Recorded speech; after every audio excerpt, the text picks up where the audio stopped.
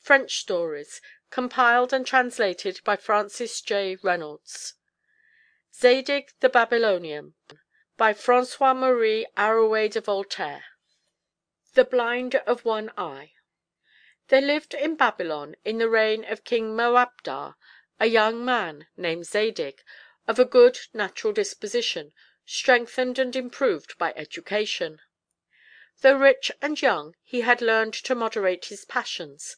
He had nothing stiff or affected in his behavior, he did not pretend to examine every action by the strict rules of reason, but was always ready to make proper allowances for the weakness of mankind.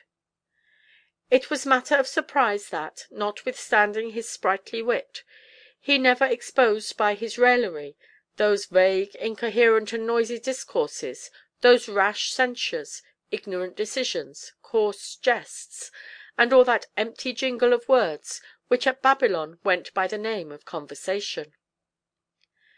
He had learned, in the first book of Zoroaster, that self-love is a football swelled with wind, from which, when pierced, the most terrible tempests issue forth. Above all, Zadig never boasted of his conquests among women, nor affected to entertain a contemptible opinion of the fair sex. He was generous, and was never afraid of obliging the ungrateful, remembering the grand precept of Zoroaster, "When thou eatest, give to the dogs, should they even bite thee." He was as wise as it is possible for a man to be, for he sought to live with the wise. Instructed in the sciences of the ancient Chaldeans, he understood the principles of natural philosophy, such as they were then supposed to be, and knew as much of metaphysics as hath ever been known in any age, that is, little or nothing at all. He was firmly persuaded, notwithstanding the new philosophy of the times, that the year consisted of 365 days and 6 hours, and that the sun was in the centre of the world.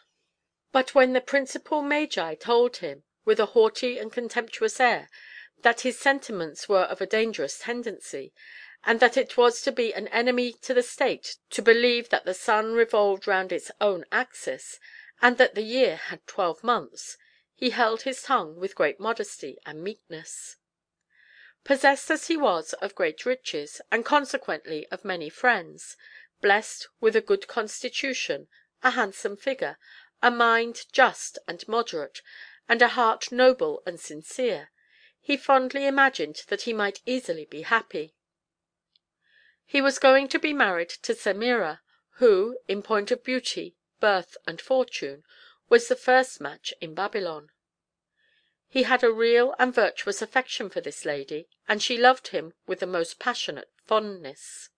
The happy moment was almost arrived that was to unite them for ever in the bands of wedlock, when, happening to take a walk together toward one of the gates of Babylon, under the palm trees that adorn the banks of the Euphrates, they saw some men approaching, armed with sabres and arrows. These were the attendants of young Orcan, the minister's nephew, whom his uncle's creatures had flattered into an opinion that he might do everything with impunity.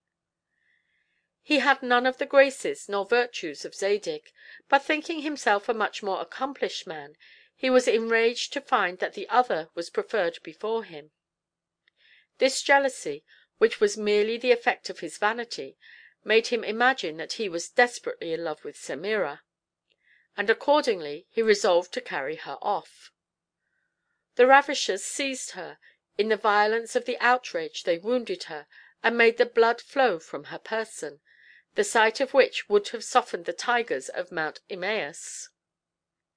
She pierced the heavens with her complaints. She cried out, "My dear husband, they tear me from the man I adore." Regardless of her own danger, she was only concerned for the fate of her dear Zadig, who, in the meantime, defended himself with all the strength that courage and love could inspire. Assisted only by 2 slaves, he put the ravishers to flight and carried home Semira, insensible and bloody as she was. In opening her eyes and beholding her deliverer, "Oh, Zadig," said she, "I loved thee formerly as my intended husband.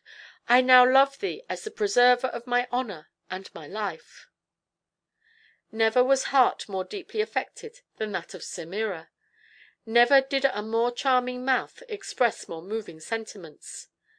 In those glowing words, inspired by a sense of the greatest of all favors, and by the most tender transport of a lawful passion.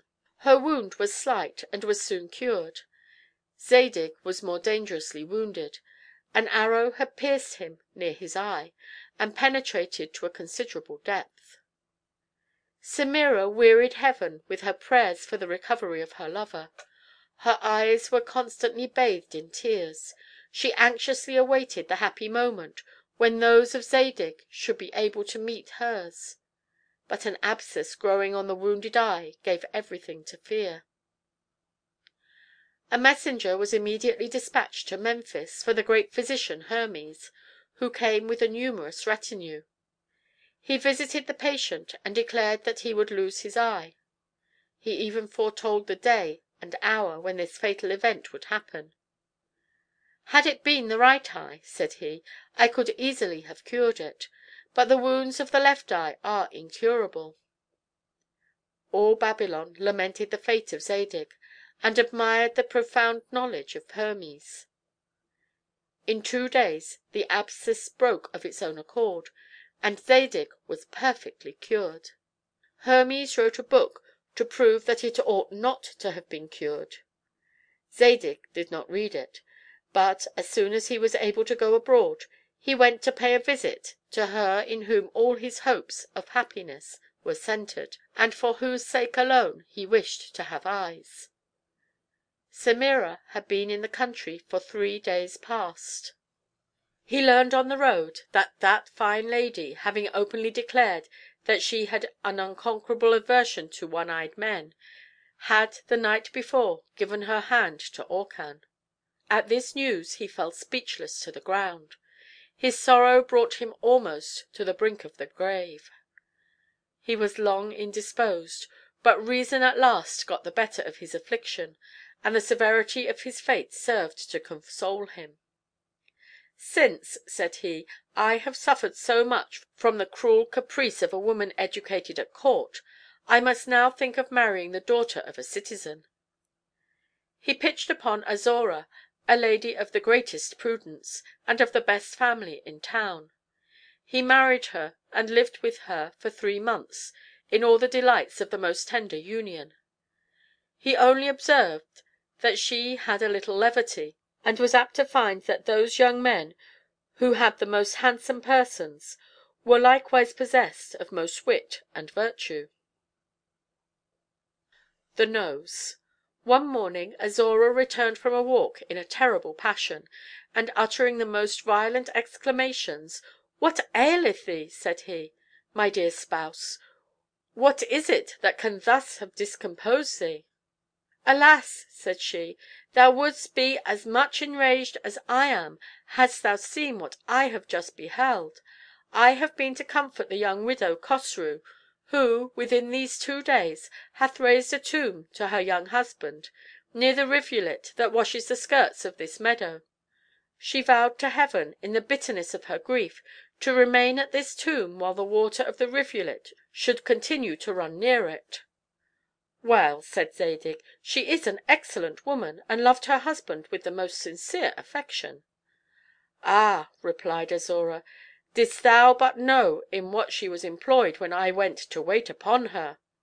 "In what, pray, beautiful Azora? Was she turning the course of the rivulet?" Azora broke out into such long invectives, and loaded the young widow with such bitter reproaches, that Zadig was far from being pleased with this ostentation of virtue. Zadig had a friend named Cador, one of those young men in whom his wife discovered more probity and merit than in others. He made him his confidant, and secured his fidelity as much as possible by a considerable present. Azora, having passed 2 days with a friend in the country, returned home on the third.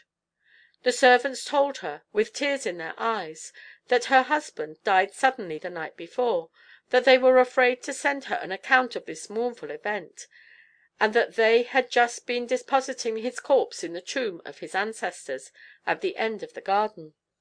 She wept, she tore her hair, she swore she would follow him to the grave.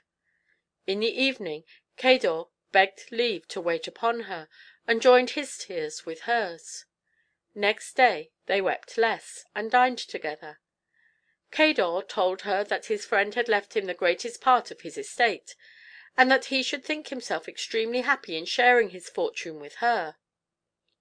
The lady wept, fell into a passion, and at last became more mild and gentle. They sat longer at supper than at dinner. They now talked with greater confidence. Azora praised the deceased, but owned that he had many failings, from which Cador was free. During supper Cador complained of a violent pain in his side. The lady, greatly concerned, and eager to serve him, caused all kinds of essences to be brought, with which she anointed him, to try if some of them might not possibly ease him of his pain.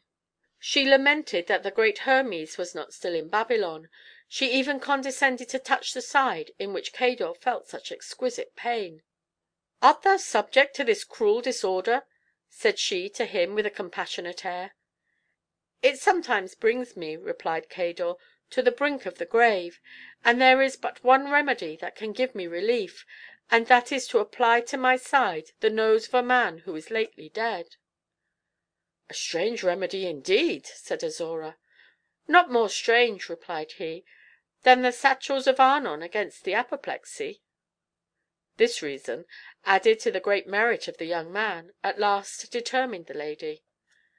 "After all," says she, "when my husband shall cross the bridge Chinavar in his journey to the other world, the angel Azrael will not refuse him a passage because his nose is a little shorter in the second life than it was in the first."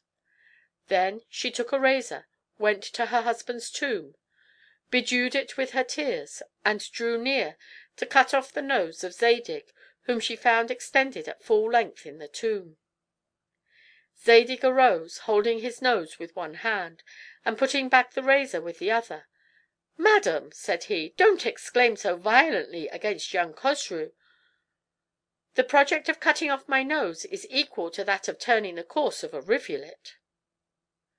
Zadig found by experience that the first month of marriage, as it is written in the book of Zend, is the moon of honey, and that the second is the moon of wormwood.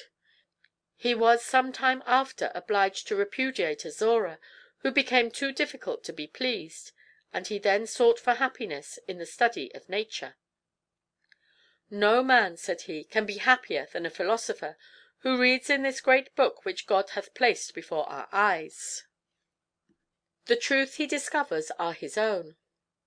He nourishes and exalts his soul. He lives in peace. He fears nothing from men, and his tender spouse will not come to cut off his nose." Possessed of these ideas, he retired to a country house on the banks of the Euphrates. There he did not employ himself in calculating how many inches of water flow in a second of time under the arches of a bridge, or whether there fell a cube line of rain in the month of the mouse more than in the month of the sheep. He never dreamed of making silk of cobwebs, or porcelain of broken bottles, but he chiefly studied the properties of plants and animals, and soon acquired a sagacity that made him discover 1,000 differences where other men see nothing but uniformity. One day, as he was walking near a little wood, he saw one of the queen's eunuchs running toward him, followed by several officers, who appeared to be in great perplexity, and who ran to and fro like men distracted, eagerly searching for something they had lost of great value.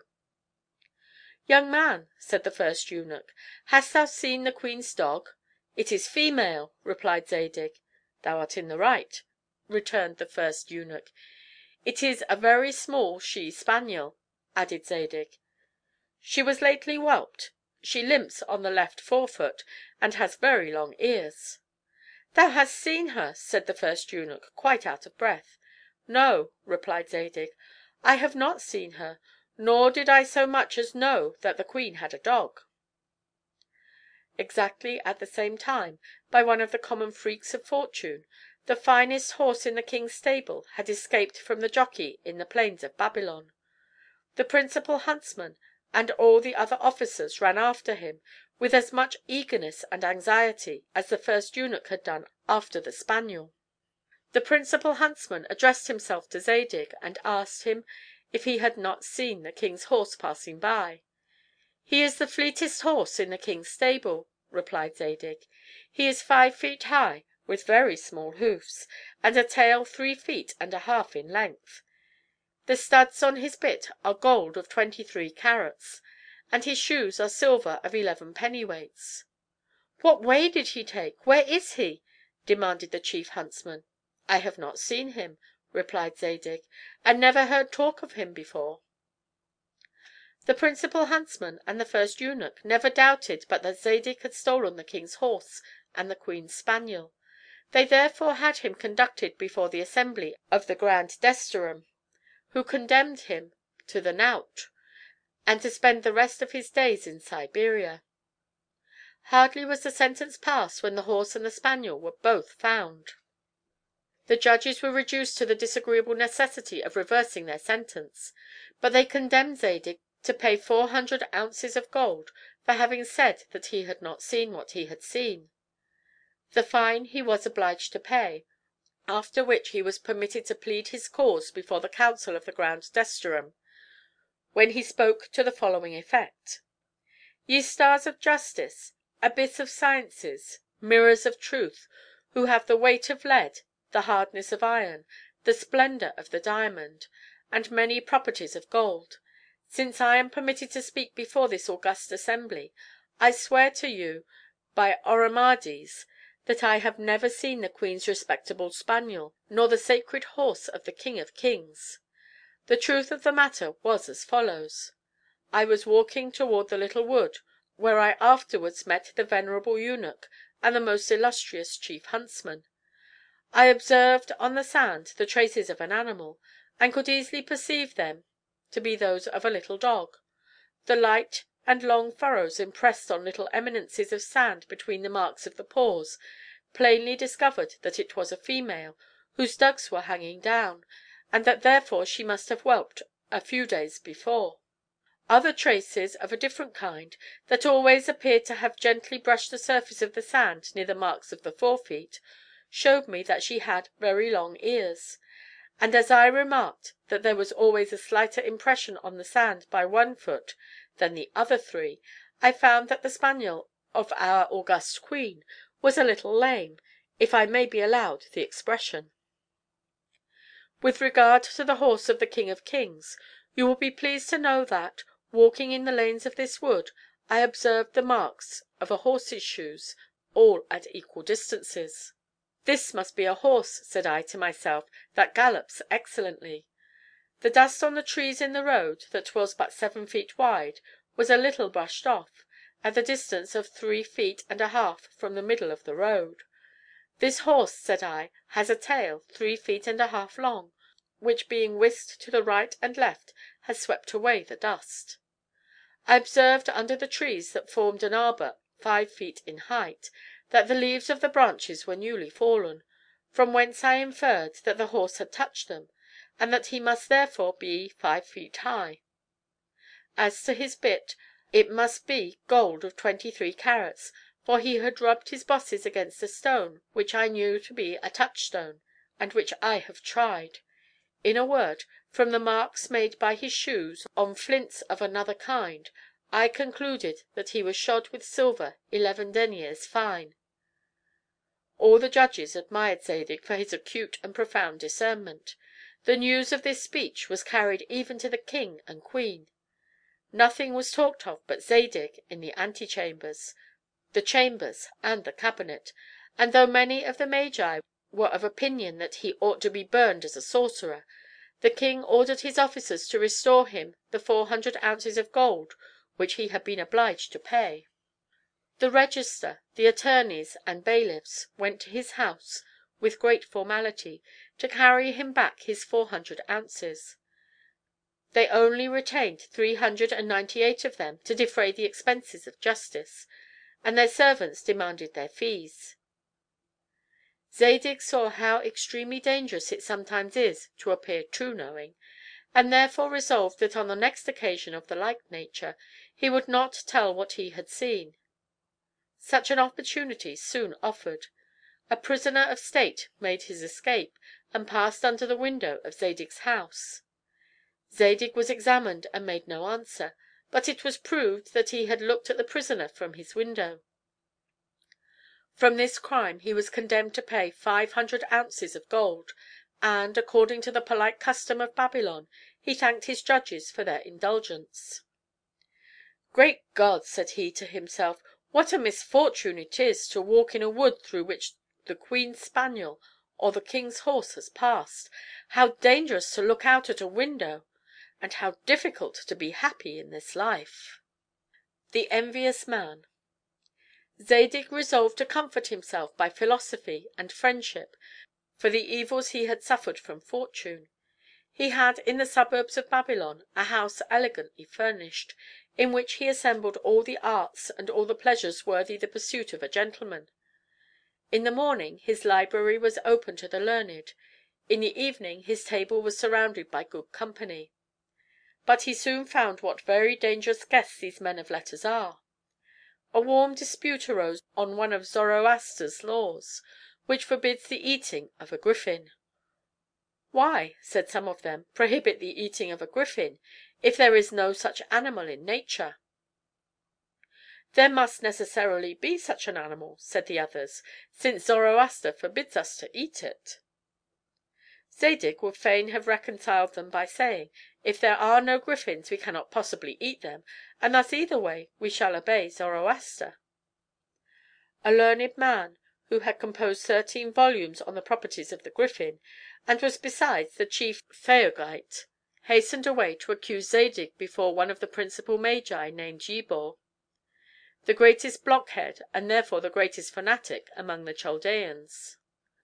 This man would have impaled Zadig to do honors to the sun, and would then have recited the breviary of Zoroaster with greatest satisfaction. The friend Cador, "a friend is better than 100 priests," went to Yebor and said to him, "Long live the sun and the griffins! Beware of punishing Zadig. He is a saint, he has griffins in his inner court, and does not eat them; and his accuser is a heretic, who dares to maintain that rabbits have cloven feet, and are not unclean."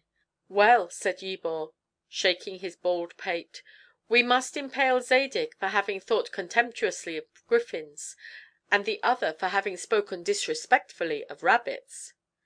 Cador hushed up the affair by means of a maid of honor with whom he had a love affair, and who had great interest in the college of the Magi. Nobody was impaled. This levity occasioned a great murmuring among some of the doctors, who from thence predicted the fall of Babylon. "Upon what does happiness depend?" said Zadig. "I am persecuted by everything in the world, even on account of beings that have no existence." He cursed those men of learning, and resolved for the future to live with none but good company. He assembled at his house the most worthy men and the most beautiful ladies of Babylon. He gave them delicious suppers, often preceded by concerts of music, and always animated by polite conversation, from which he knew how to banish that affectation of wit which is the surest method of preventing it entirely, and of spoiling the pleasure of the most agreeable society. Neither the choice of his friends nor that of the dishes was made by vanity, for in everything he preferred the substance to the shadow, and by these means he procured that real respect to which he did not aspire. Opposite to his house lived one Arimazes, a man whose deformed countenance was but a faint picture of his still more deformed mind. His heart was a mixture of malice, pride, and envy. Having never been able to succeed in any of his undertakings, he revenged himself on all around him by loading them with the blackest calumnies. Rich as he was, he found it difficult to procure a set of flatterers. The rattling of the chariots that entered Zadig's court in the evening filled him with uneasiness. The sound of his praises enraged him still more. He sometimes went to Zadig's house, and sat down at table without being desired, where he spoiled all the pleasure of the company, as the harpies are said to infect the viands they touch.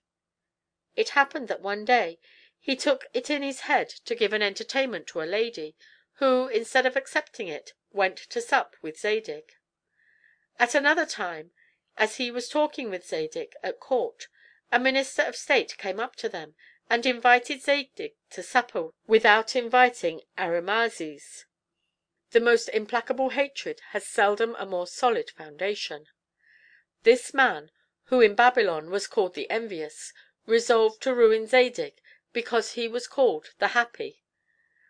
The opportunity of doing mischief occurs 100 times a day, and that of doing good but once a year, as saith the wise Zoroaster.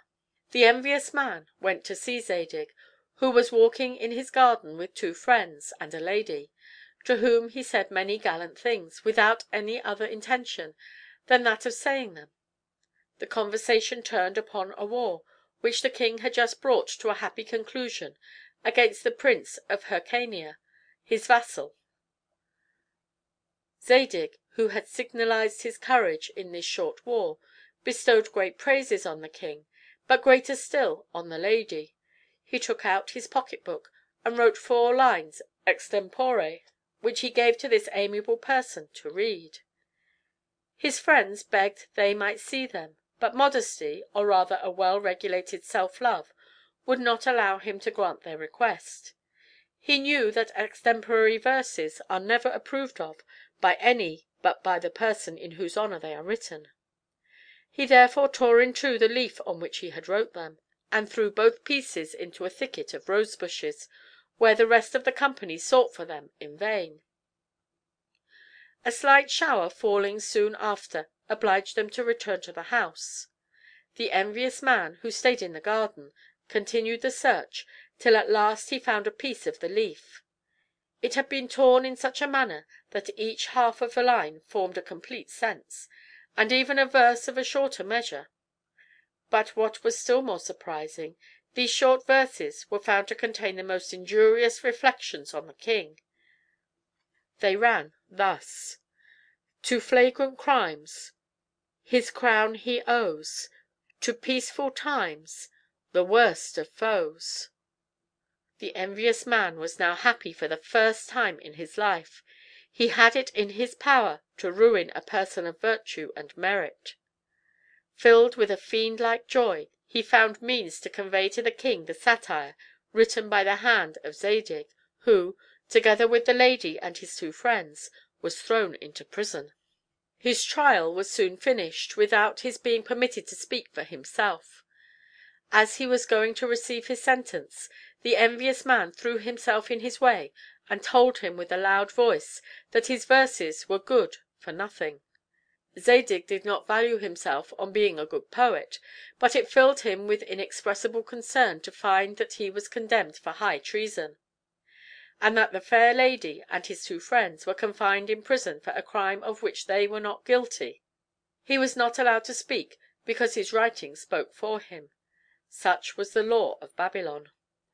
Accordingly he was conducted to the place of execution through an immense crowd of spectators, who durst not venture to express their pity for him, but who carefully examined his countenance to see if he died with a good grace.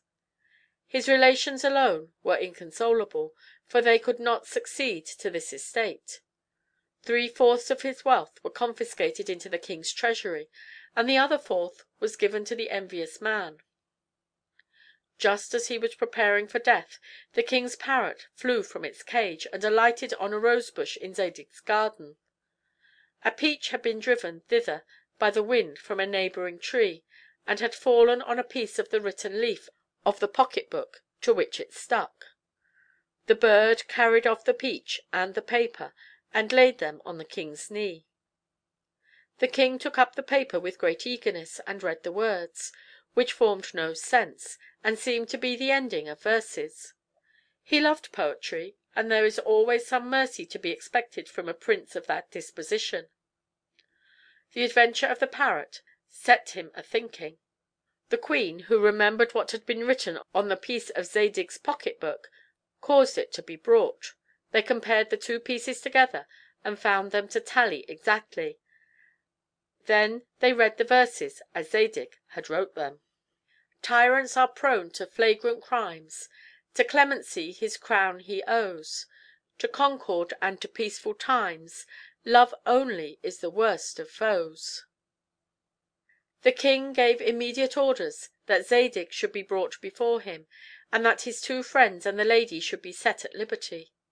Zadig fell prostrate on the ground before the king and queen, humbly begged their pardon for having made such bad verses, and spoke with so much propriety, wit, and good sense, that their majesties desired they might see him again. He did himself that honor, and insinuated himself still farther into their good graces.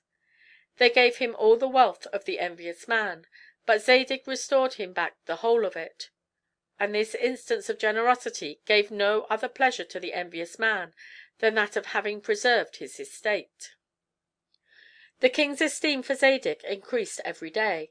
He admitted him into all his parties of pleasure, and consulted him in all affairs of state. From that time the queen began to regard him with an eye of tenderness that might one day prove dangerous to herself, to the king, her august comfort, to Zadig, and to the kingdom in general. Zadig now began to think that happiness was not so unattainable as he had formerly imagined. The Generous. The time now arrived for celebrating a grand festival, which returned every 5 years. It was a custom in Babylon solemnly to declare at the end of every 5 years which of the citizens had performed the most generous action. The grandees and the magi were the judges. The first satrap, who was charged with the government of the city, published the most noble actions that had passed under his administration. The competition was decided by votes, and the king pronounced the sentence. People came to this solemnity from the extremities of the earth. The conqueror received from the monarch's hand a golden cup adorned with precious stones, his majesty at the same time making him this compliment: "Receive this reward of thy generosity, and may the gods grant me many subjects like to thee." This memorable day being come, the king appeared on his throne, surrounded by the grandees, the magi, and the deputies of all nations that came to these games, where glory was acquired not by the swiftness of horses, nor by strength of body, but by virtue. The first satrap recited, with an audible voice, such actions as might entitle the authors of them to this invaluable prize. He did not mention the greatness of soul with which Zadig had restored the envious man his fortune, because it was not judged to be an action worthy of disputing the prize. He first presented a judge who, having made a citizen lose a considerable cause by a mistake, for which, after all, he was not accountable, had given him the whole of his own estate, which was just equal to what the other had lost. He next produced a young man who, being desperately in love with a lady whom he was going to marry, had yielded her up to his friend, whose passion for her had almost brought him to the brink of the grave, and at the same time had given him the lady's fortune. He afterwards produced a soldier who, in the wars of Hyrcania, had given a still more noble instance of generosity. A party of the enemy having seized his mistress, he fought in her defense with great intrepidity. At that very instant he was informed that another party, at the distance of a few paces, were carrying off his mother. He therefore left his mistress with fears in his eyes, and flew to the assistance of his mother. At last he returned to the dear object of his love, and found her expiring. He was just going to plunge his sword in his own bosom, but his mother, remonstrating against such a desperate deed, and telling him that he was the only support of her life, he had the courage to endure to live. The judges were inclined to give the prize to the soldier, but the king took up the discourse, and said, "The action of the soldier, and those of the other two, are doubtless very great, but they have nothing in them surprising. Yesterday Zadig performed an action that filled me with wonder. I had a few days before disgraced Koreb, my minister and favorite. I complained of him in the most violent and bitter terms. All my courtiers assured me that I was too gentle, and seemed to vie with each other in speaking ill of Koreb. I asked Zadig what he thought of him, and he had the courage to commend him. I have read in our histories of many people who have atoned for an error by the surrender of their fortune, who have resigned a mistress, or preferred a mother to the object of their affection, but never before did I hear of a courtier who spoke favorably of a disgraced minister that labored under the displeasure of his sovereign. I give to each of those whose generous actions have been now recited 20,000 pieces of gold, but the cup I give to Zadig." "May it please your majesty," said Zadig, "thyself alone deservest the cup. Thou hast performed an action of all others the most uncommon and meritorious, since, notwithstand thou being a powerful king, thou wast not offended at thy slave when he presumed to oppose thy passion." The king and Zadig were equally the object of admiration. The judge who had given his estate to his client, the lover who had resigned his mistress to a friend, and the soldier who had preferred the safety of his mother to that of his mistress, received the king's presents and saw their names enrolled in the catalogue of generous men. Zadig had the cup, and the king acquired the reputation of a good prince, which he did not long enjoy. The day was celebrated by feasts that lasted longer than the law enjoined, and the memory of it is still preserved in Asia. Zadig said, "Now I am happy at last," but he found himself fatally deceived. The minister. The king had lost his first minister and chose Zadig to supply his place. All the ladies in Babylon applauded the choice, for since the foundation of the empire there had never been such a young minister. But all the courtiers were filled with jealousy and vexation.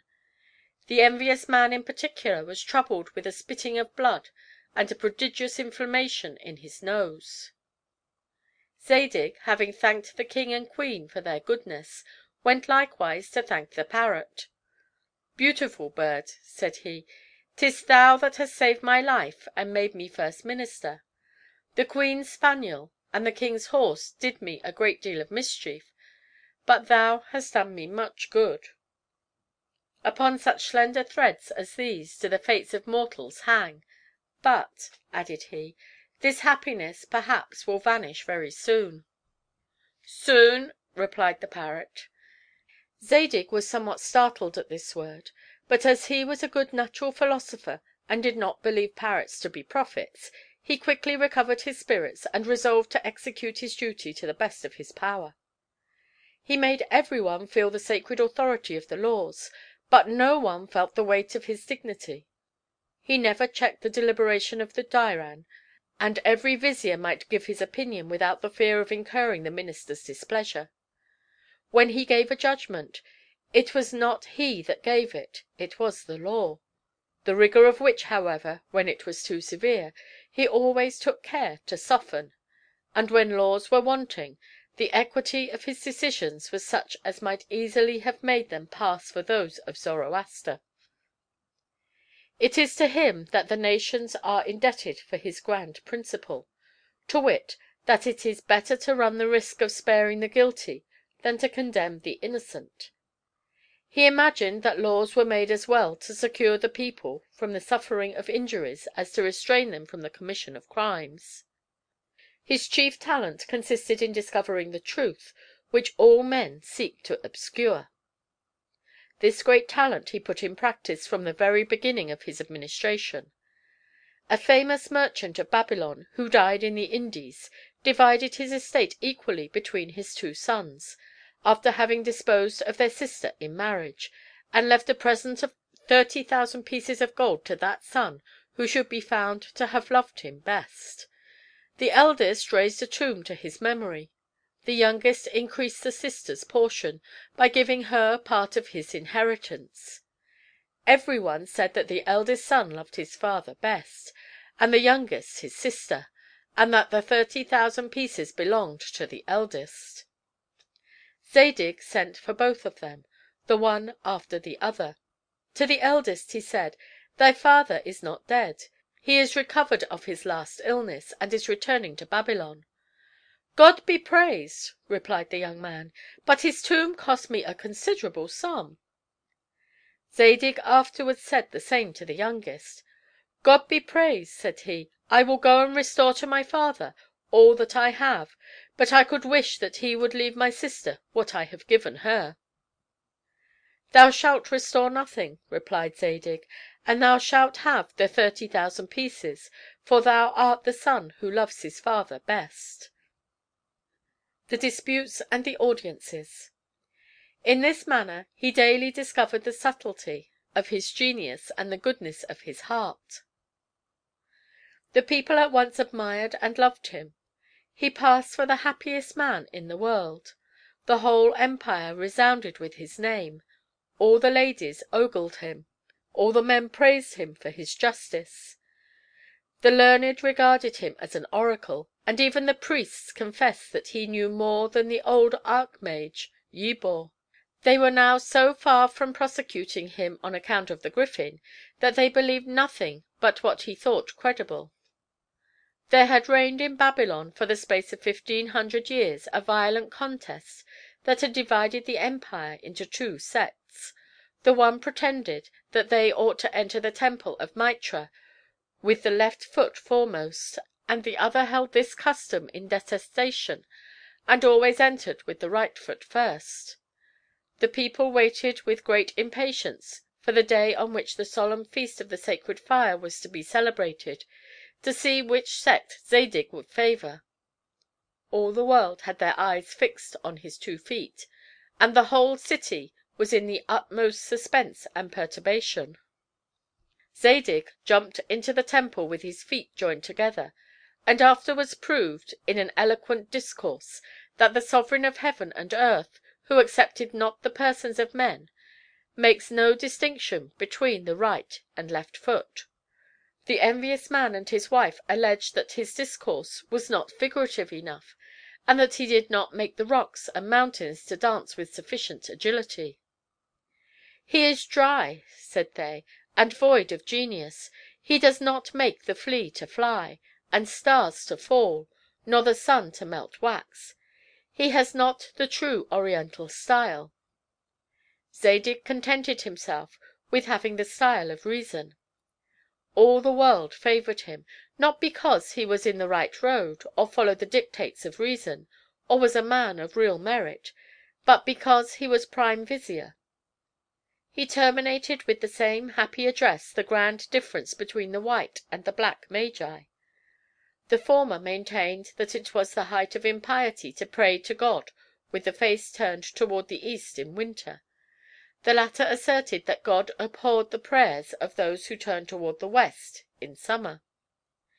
Zadig decreed that every man should be allowed to turn as he pleased. Thus he found out the happy secret of finishing all affairs, whether of a private or a public nature, in the morning. The rest of the day he employed in superintending and promoting the embellishments of Babylon. He exhibited tragedies that drew tears from the eyes of the spectators, and comedies that shook their sides with laughter, a custom which had long been disused, and which his good taste now induced him to revive. He never affected to be more knowing in the polite arts than the artists themselves. He encouraged them by rewards and honors, and was never jealous of their talents. In the evening the king was highly entertained with his conversation, and the queen still more. "Great minister," said the king. "Amiable minister," said the queen; and both of them added, "It would have been a great loss to the state had such a man been hanged." Never was a man in power obliged to give so many audiences to the ladies.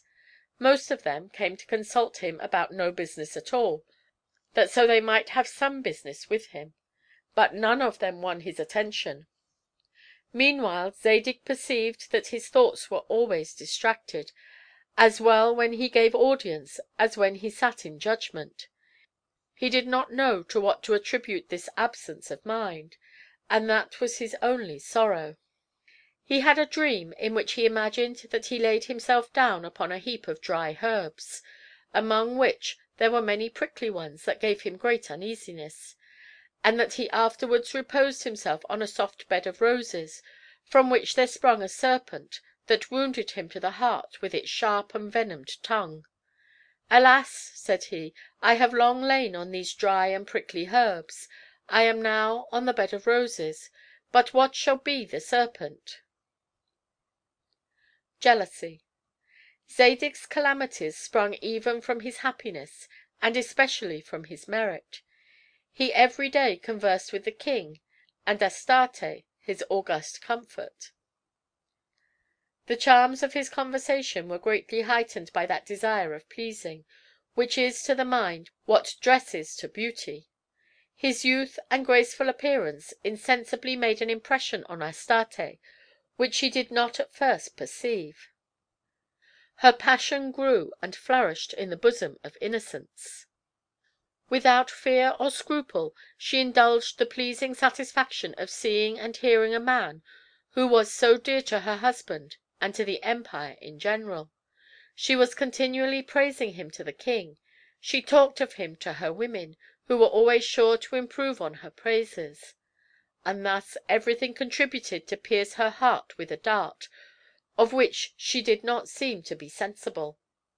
She made several presents to Zadig, which discovered a greater spirit of gallantry than she imagined. She intended to speak to him only as a queen satisfied with his services, and her expressions were sometimes those of a woman in love. Astarte was much more beautiful than that Semira who had such a strong aversion to one-eyed men, or that other woman who had resolved to cut off her husband's nose. Her unreserved familiarity, her tender expressions, at which she began to blush, and her eyes, which, though she endeavored to divert them to other objects, were always fixed upon his, inspired Zadig with a passion that filled him with astonishment. He struggled hard to get the better of it. He called to his aid the precepts of philosophy, which had always stood him in stead. But from thence, though he could derive the light of knowledge, he could procure no remedy to cure the disorders of his lovesick heart. Duty, gratitude, and violated majesty presented themselves to his mind as so many avenging gods. He struggled, he conquered; but his victory, which he was obliged to purchase afresh every moment, cost him many sighs and tears.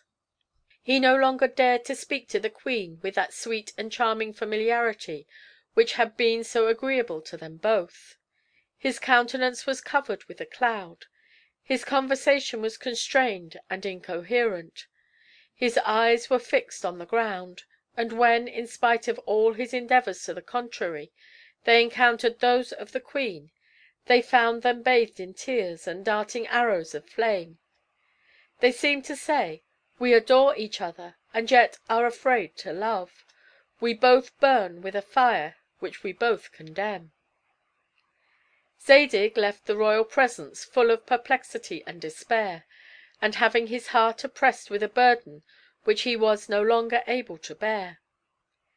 In the violence of his perturbation he involuntarily betrayed the secret to his friend Cador, in the same manner as a man who, having long supported the fits of a cruel disease, discovers his pain by a cry extorted from him by a more severe fit and by the cold sweat that covers his brow. "I have already discovered," said Cador, "the sentiments which thou wouldst fain conceal from thyself. The symptoms by which the passions show themselves are certain and infallible. Judge, my dear Zadig, since I have read thy heart, whether the king will not discover something in it that may give him offense. He has no other fault but that of being the most jealous man in the world.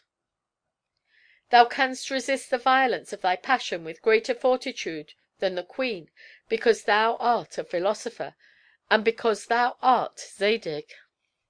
Astarte is a woman. She suffers her eyes to speak with so much the more imprudence, as she does not as yet think herself guilty. Conscious of her innocence, she unhappily neglects those external appearances which are so necessary. I shall tremble for her as long as she has nothing wherewithal to reproach herself.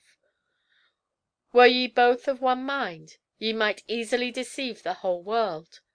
A growing passion, which we endeavor to suppress, discovers itself in spite of all our efforts to the contrary; but love, when gratified, is easily concealed." Zadig trembled at the proposal of betraying the king, his benefactor, and never was he more faithful to his prince than when guilty of an involuntary crime against him.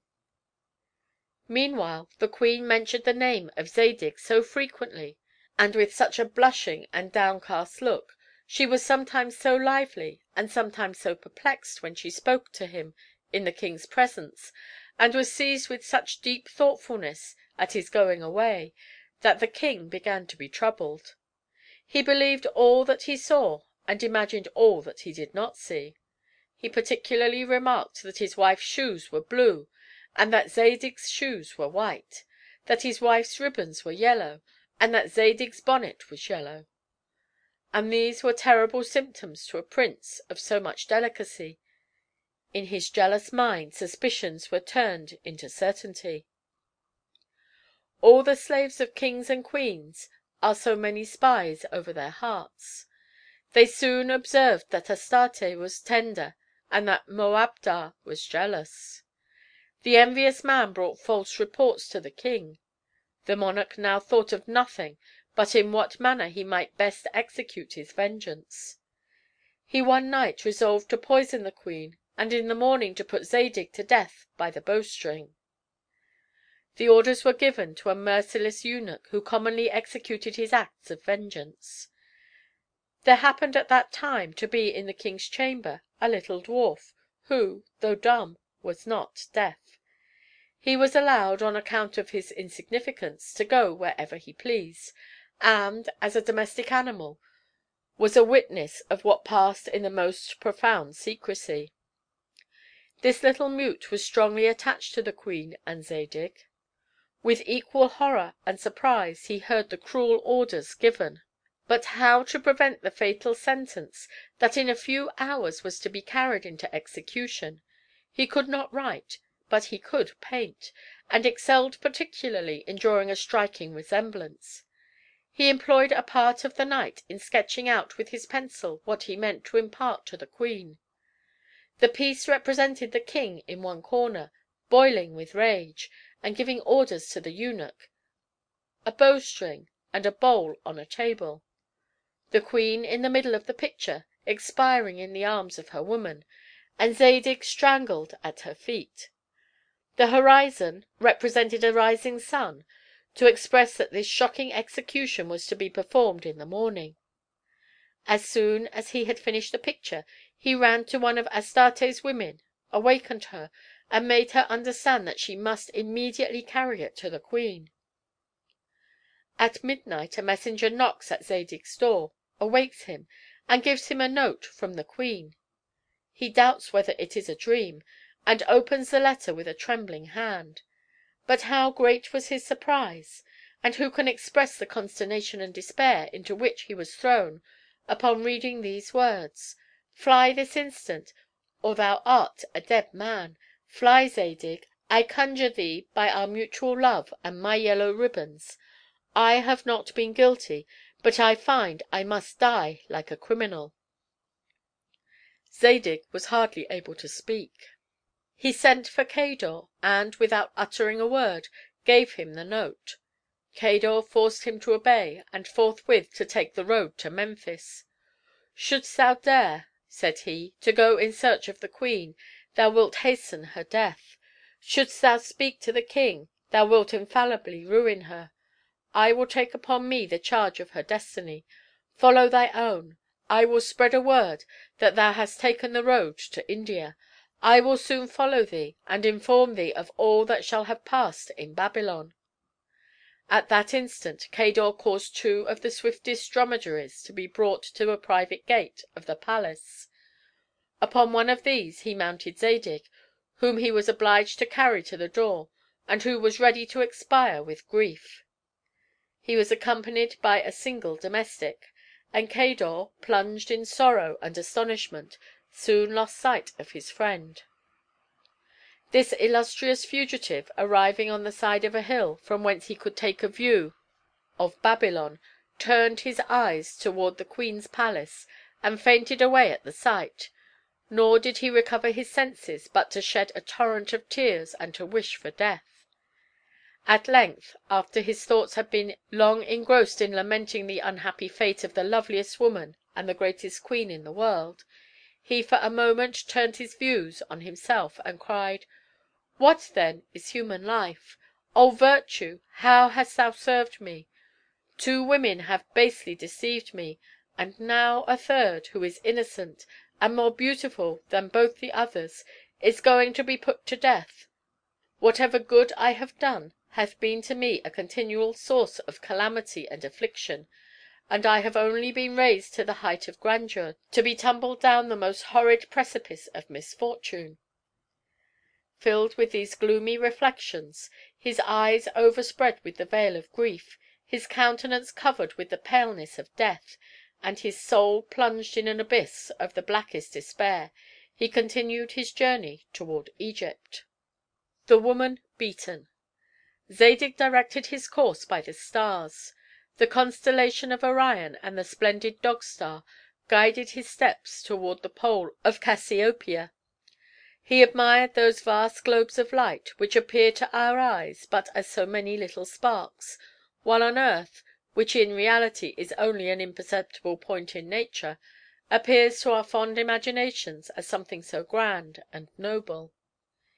He then represented to himself the human species as it really is, as a parcel of insects devouring one another on a little atom of clay.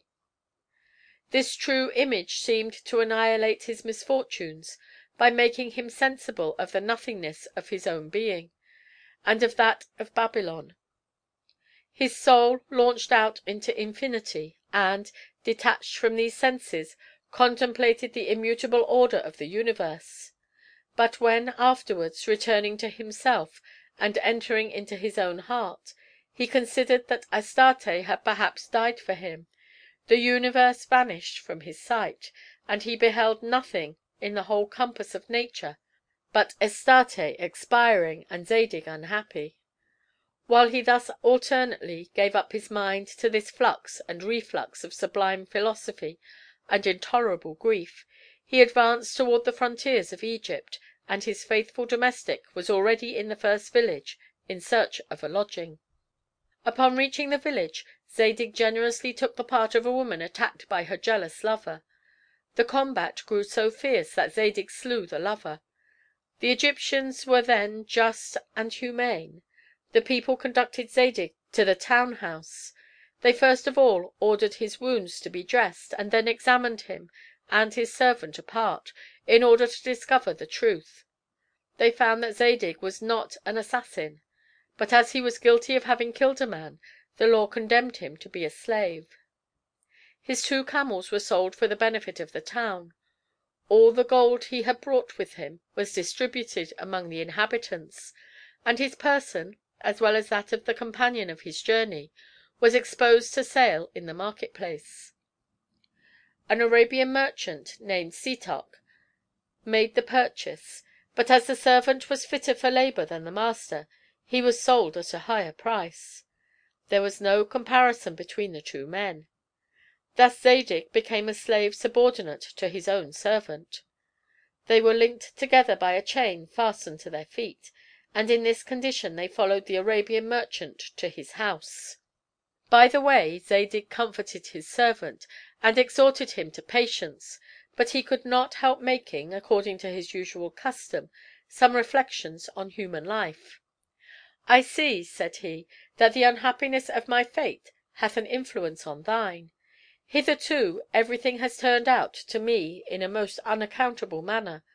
I have been condemned to pay a fine for having seen the marks of a spaniel's feet. I thought that I should once have been impaled on account of a griffin. I have been sent to execution for having made some verses in praise of the king. I have been upon the point of being strangled because the queen had yellow ribbons; and now I am a slave with thee, because a brutal wretch beat his mistress. Come, let us keep a good heart. All this perhaps will have an end. The Arabian merchants must necessarily have slaves, and why not me as well as another, since, as well as another, I am a man? This merchant will not be cruel; he must treat his slaves well, if he expects any advantage from them." But while he spoke thus, his heart was entirely engrossed by the fate of the Queen of Babylon. 2 days later the merchant Setoc set out for Arabia Deserta, with his slaves and his camels. His tribe dwelt near the desert of Oreb.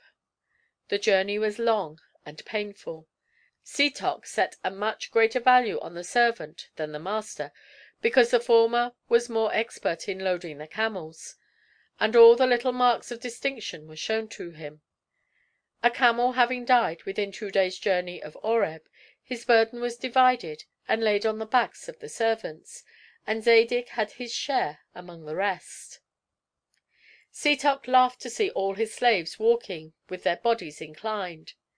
Zadig took the liberty to explain to him the cause, and inform him of the laws of the balance.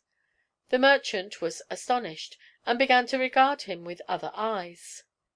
Zadig, finding he had raised his curiosity, increased it still further by acquainting him with many things that related to commerce, the specific gravity of metals, and commodities under an equal bulk, the properties of several useful animals, and the means of rendering those useful that are not naturally so. At last Setoc began to consider Zadig as a sage, and preferred him to his companion, whom he had formerly so much esteemed. He treated him well, and had no cause to repent of his kindness. The stone. As soon as Setoc arrived among his own tribe, he demanded the payment of 500 ounces of silver, which he had lent to a Jew in presence of 2 witnesses. But as the witnesses were dead, and the debt could not be proved, the Hebrew appropriated the merchant's money to himself, and piously thanked God for putting it in his power to cheat an Arabian. Setoc imparted this troublesome affair to Zadig, who was now become his counsel. "In what place," said Zadig, "didst thou lend the 500 ounces to this infidel?" "Upon a large stone," replied the merchant, "that lies near Mount Oreb." "What is the character of thy debtor?" said Zadig. "That of a knave," returned Setoc. "But I ask thee whether he is lively or phlegmatic, cautious or imprudent?" "He is, of all bad payers," said Setoc, "the most lively fellow I ever knew." "Well," resumed Zadig, "allow me to plead thy cause." In effect, Zadig, having summoned the Jew to the tribunal, addressed the judge in the following terms: "Pillar of the throne of equity, I come to demand of this man, in the name of my master, 500 ounces of silver, which he refuses to pay." "Hast thou any witnesses?" said the judge. "No, they are dead; but there remains a large stone upon which the money was counted; and if it please thy grandeur to order the stone to be sought for, I hope that it will bear witness." "The Hebrew and I will tarry here till the stone arrives. I will send for it at my master's expense." "With all my heart," replied the judge, and immediately applied himself to the discussion of other affairs. When the court was going to break up, the judge said to Zadig, "Well, friend, is not thy stone come yet?" The Hebrew replied with a smile, "Thy grandeur may stay here till the morrow, and after all not see the stone. It is more than 6 miles from hence, and it would require 15 men to move it." "Well," cried Zadig, "did not I say that the stone would bear witness? Since this man knows where it is, he thereby confesses that it was upon it that the money was counted." The Hebrew was disconcerted, and was soon after obliged to confess the truth. The judge ordered him to be fastened to the stone, without meat or drink, till he should restore the 500 ounces, which were soon after paid. The slave Zadig and the stone were held in great repute in Arabia. The funeral pile. Setoc, charmed with the happy issue of this affair, made his slave his intimate friend. He had now conceived as great esteem for him as ever the king of Babylon had done, and Zadig was glad that Setoc had no wife. He discovered in his master a good natural disposition, much probity of heart, and a great share of good sense; but he was sorry to see that, according to the ancient custom of Arabia, he adored the hosts of heaven, that is, the sun, moon, and stars. He sometimes spoke to him on this subject with great prudence and discretion. At last he told him that these bodies were like all other bodies in the universe, and no more deserving of our homage than a tree or a rock. "But," said Setoc, "they are eternal beings, and it is from them we derive all we enjoy. They animate nature, they regulate the seasons, and besides are removed at such an immense distance from us that we cannot help revering them." "Thou receivest more advantage," replied Zadig, "from the waters of the Red Sea, which carry thy merchandise to the Indies. Why may not it be as ancient as the stars? And if thou adorest what is placed at a distance from thee, thou oughtest to adore the land of the Gangarides, which lies at the extremity of the earth." "No," said Setoc, "the brightness of the stars commands my adoration." At night Zadig lighted up a great number of candles in the tent where he was to sup with Setoc; and the moment his patron appeared, he fell on his knees before these lighted tapers, and said, "Eternal and shining luminaries, be ye always propitious to me." Having thus said, he sat down at table, without taking the least notice of Setoc. "What art thou doing?" said Setoc to him in amaze. "I act like thee," replied Zadig. "I adore these candles, and neglect their master and mine." Setoc comprehended the profound sense of this apologue. The wisdom of his slave sunk deep into his soul. He no longer offered incense to the creatures, but adored the eternal Being who made them. There prevailed at that time in Arabia a shocking custom, sprung originally from Leythia, and which, being established in the Indies by the credit of the Brahmans, threatened to overrun all the East. When a married man died, and his beloved wife aspired to the character of a saint, she burned herself publicly on the body of her husband. This was a solemn feast, and was called the funeral pile of widowhood; and that tribe in which most women had been burned was the most respected. An Arabian of Setoc's tribe being dead, his widow, whose name was Almona, and who was very devout, published the day and hour when she intended to throw herself into the fire, amid the sounds of drums and trumpets. Zadig remonstrated against this horrible custom.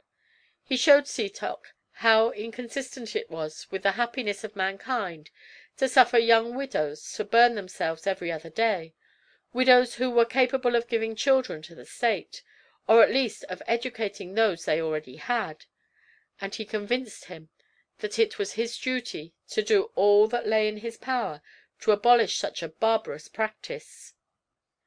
"The women," said Setoc, "have possessed the right of burning themselves for more than 1,000 years, and who shall dare to abrogate a law which time hath rendered sacred? Is there anything more respectable than ancient abuses?" "Reason is more ancient," replied Zadig. Meanwhile speak thou to the chiefs of the tribes, and I will go to wait on the young widow." Accordingly he was introduced to her, and, after having insinuated himself into her good graces by some compliments on her beauty, and told her what a pity it was to commit so many charms to the flames, he at last praised her for her constancy and courage. "Thou must surely have loved thy husband," said he to her with the most passionate fondness. "Who, I?" replied the lady. "I loved him not at all. He was a brutal, jealous, insupportable wretch, but I am firmly resolved to throw myself on his funeral pile." "It would appear, then," said Zadig, "that there must have been a very delicious pleasure in being burned alive." "Oh, it makes nature shudder," replied the lady; "but that must be overlooked. I am a devotee, and I should lose my reputation, and all the world would despise me, if I did not burn myself." Zadig, having made her acknowledge that she burned herself to gain the good opinion of others, and to gratify her own vanity, entertained her with a long discourse, calculated to make her a little in love with life, and even went so far as to inspire her with some degree of good will for the person who spoke to her. "Alas!" said the lady, "I believe I should desire thee to marry me." Zadig's mind was too much engrossed with the idea of Astarte not to elude this declaration; but he instantly went to the chiefs of the tribes, told them what had passed, and advised them to make a law by which a widow should not be permitted to burn herself till she had conversed privately with a young man for the space of an hour. Since that time not a single woman has burned herself in Arabia. They were indebted to Zadig alone for destroying in one day a cruel custom that had lasted for so many ages, and thus he became the benefactor of Arabia. The supper. Setoc, who could not separate himself from this man, in whom dwelt wisdom, carried him to the great fair of Balzora, whither the richest merchants in the East resorted. Zadig was highly pleased to see so many men of different countries united in the same place. He considered the whole universe as one large family assembled in Balzora. Setoc, after having sold his commodities at a very high price, returned to his own tribe with his friend Zadig, who learned upon his arrival that he had been tried in his absence, and was now going to be burned by a slow fire. Only the friendship of Almona saved his life. Like so many pretty women, she possessed great influence with the priesthood. Zadig thought it best to leave Arabia. Setoc was so charmed with the ingenuity and address of Almona that he made her his wife. Zadig departed, after having thrown himself at the feet of his fair deliverer. Setoc and he took leave of each other with tears in their eyes, swearing an eternal friendship, and promising that the first of them that should acquire a large fortune should share it with the other. Zadig directed his course along the frontiers of Assyria, still musing on the unhappy Astarte, and reflecting on the severity of fortune, which seemed determined to make him the sport of her cruelty and the object of her persecution. "What!" said he to himself, "400 ounces of gold for having seen a spaniel! Condemned to lose my head for 4 bad verses in praise of the king! Ready to be strangled because the queen had shoes of the color of my bonnet! Reduced to slavery for having succored a woman who was beat! And on the point of being burned for having saved the lives of all the young widows of Arabia!" The Robber. Arriving on the frontiers which divide Arabia Petraea from Syria, he passed by a pretty strong castle, from which a party of armed Arabians sallied forth. They instantly surrounded him, and cried, "All thou hast belongs to us, and thy person is the property of our master." Zadig replied by drawing his sword. His servant, who was a man of courage, did the same. They killed the first Arabians that presumed to lay hands on them, and, though the number was redoubled, they were not dismayed, but resolved to perish in the conflict. 2 men defended themselves against a multitude, and such a combat could not last long. The master of the castle, whose name was Arbogad, having observed from a window the prodigies of valour performed by Zadig, conceived a high esteem for this heroic stranger. He descended in haste and went in person to call off his men and deliver the two travellers. "All that passes over my lands," said he, "belongs to me, as well as what I find upon the lands of others. But thou seemest to be a man of such undaunted courage that I will exempt thee from the common law." He then conducted him to his castle, ordering his men to treat him well; and in the evening Arbogad supped with Zadig. The lord of the castle was one of those Arabians who are commonly called robbers; but he now and then performed some good actions amid a multitude of bad ones. He robbed with a furious rapacity, and granted favors with great generosity. He was intrepid in action, affable in company, a debauchee at table, but gay in debauchery, and particularly remarkable for his frank and open behavior. He was highly pleased with Zadig, whose lively conversation lengthened the repast. At last Arbogad said to him, "I advise thee to enroll thy name in my catalogue. Thou canst not do better. This is not a bad trade, and thou mayest one day become what I am at present." "May I take the liberty of asking thee," said Zadig, "how long thou hast followed this noble profession?" "From my most tender youth," replied the lord. "I was a servant to a pretty good natured Arabian, but could not endure the hardships of my situation. I was vexed to find that fate had given me no share of the earth, which equally belongs to all men. I imparted the cause of my uneasiness to the old Arabian, who said to me, 'My son, do not despair. There was once a grain of sand that lamented that it was no more than a neglected atom in the desert. At the end of a few years it became a diamond, and is now the brightest ornament in the crown of the King of the Indies.' This discourse made a deep impression on my mind. I was the grain of sand, and I resolved to become the diamond. I began by stealing 2 horses. I soon got a party of companions. I put myself in a condition to rob small caravans; and thus, by degrees, I destroyed the difference which had formerly subsisted between me and other men. I had my share of the good things of this world, and was even recompensed with usury for the hardships I had suffered. I was greatly respected, and became the captain of a band of robbers. I seized this castle by force. The satrap of Syria had a mind to dispossess me of it, but I was too rich to have anything to fear. I gave the satrap a handsome present, by which means I preserved my castle and increased my possessions. He even appointed me treasurer of the tributes which Arabia Petraea pays to the King of Kings. I perform my office of receiver with great punctuality, but take the freedom to dispense with that of paymaster.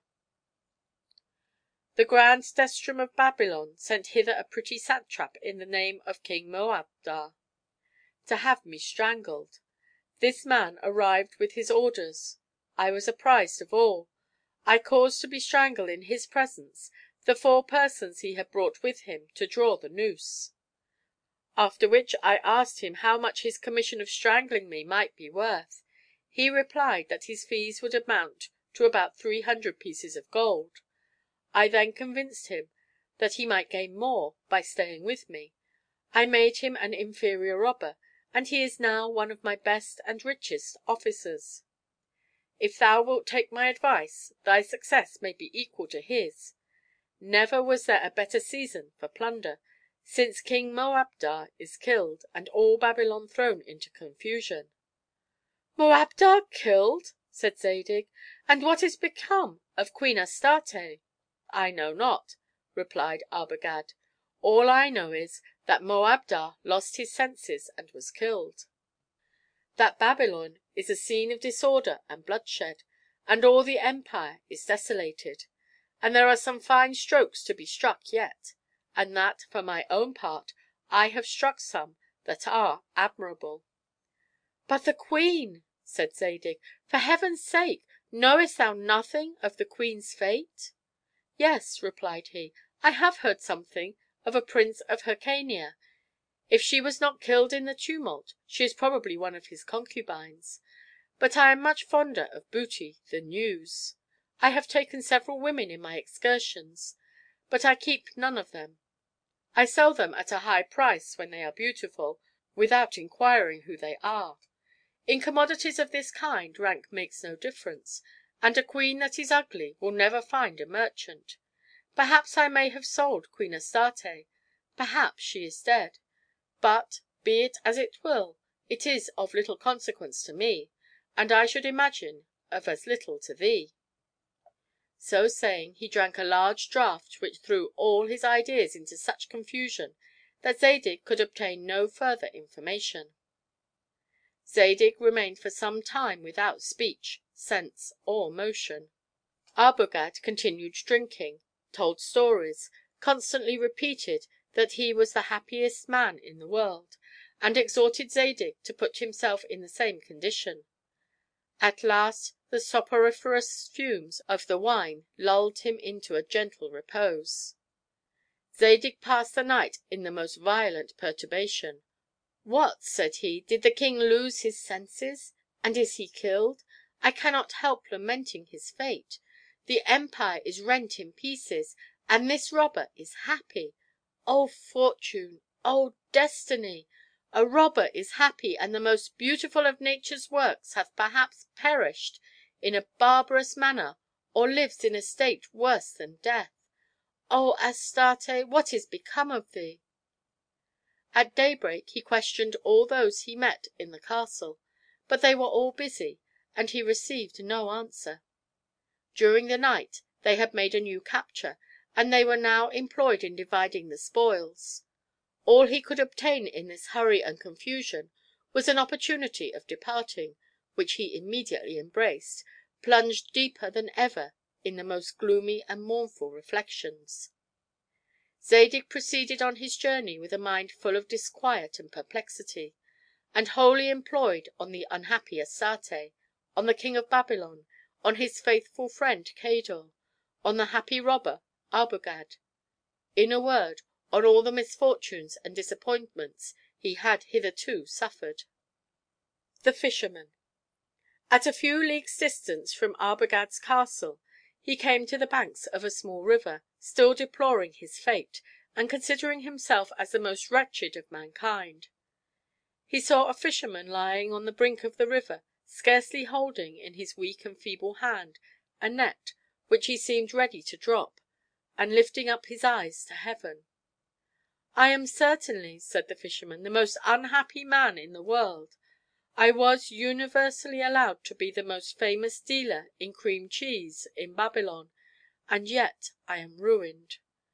I had the most handsome wife that any man in my station could have, and by her I have been betrayed.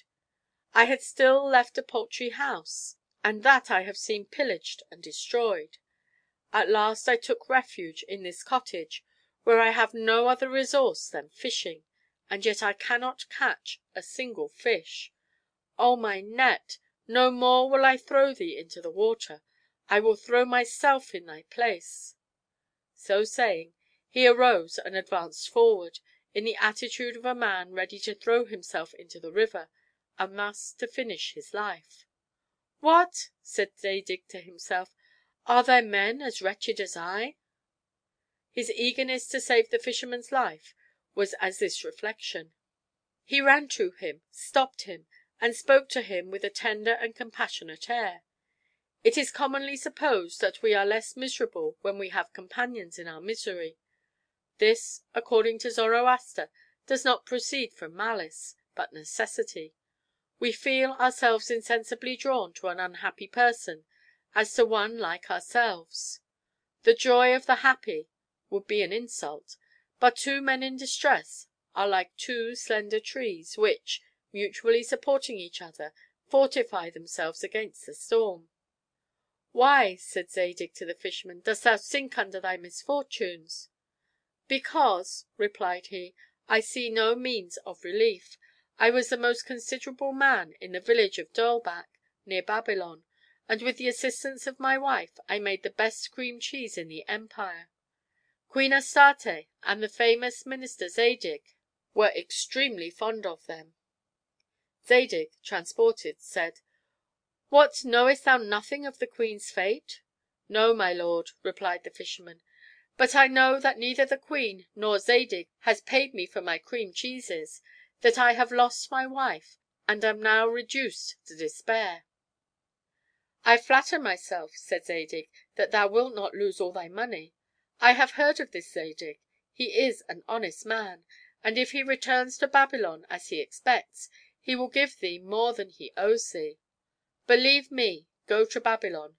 I shall be there before thee, because I am on horseback, and thou art on foot. Apply to the illustrious Cador. Tell him thou hast met his friend. Wait for me at his house. Go, perhaps thou wilt not always be unhappy." "O powerful Oromazes," continued he, "thou employest me to comfort this man. Whom wilt thou employ to give me consolation?" So saying, he gave the fisherman half the money he had brought from Arabia. The fisherman, struck with surprise and ravished with joy, kissed the feet of the friend of Cador, and said, "Thou art surely an angel sent from heaven to save me." Meanwhile Zadig continued to make fresh inquiries and to shed tears. "What, my lord!"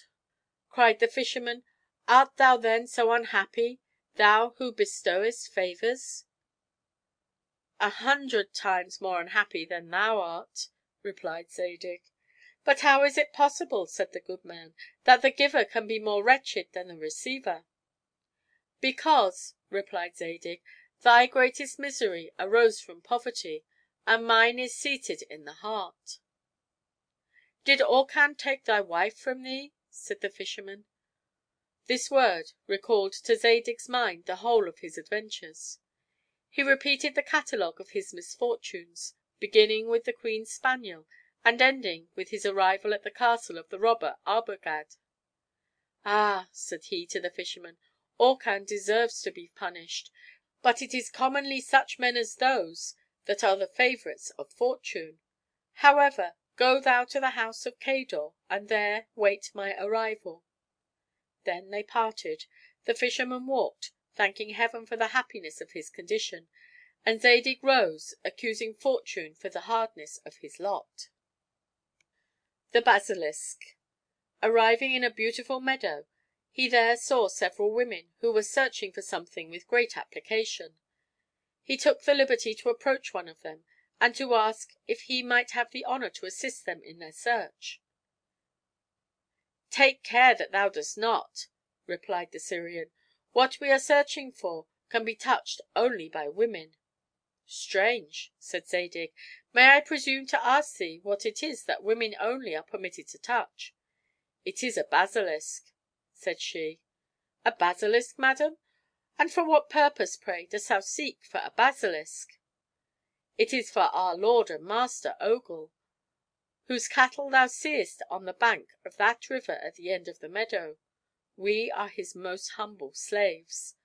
The Lord Ogle is sick. His physician hath ordered him to eat a basilisk stewed in rose water; and as it is a very rare animal, and can only be taken by women, the Lord Ogle has promised to choose for his well beloved wife the woman that shall bring him a basilisk. Let me go on in my search, for thou seest what I shall lose if I am prevented by my companions." Zadig left her and the other Assyrians to search for their basilisk, and continued to walk in the meadow; when coming to the brink of a small rivulet, he found another lady lying on the grass, and who was not searching for anything. Her person worried to be majestic, but her face was covered with a veil. She was inclined toward the rivulet, and profound sighs succeeded from her mouth. In her hand she held a small rod, with which she was tracing characters on the fine sand that lay between the turf and the brook. Zadig had the curiosity to examine what this woman was writing. He drew near her. He saw the letter Z, then an A. He was astonished. Then appeared Adi. He started. But never was surprise equal to his when he saw the last letters of his name. He stood for some time immovable.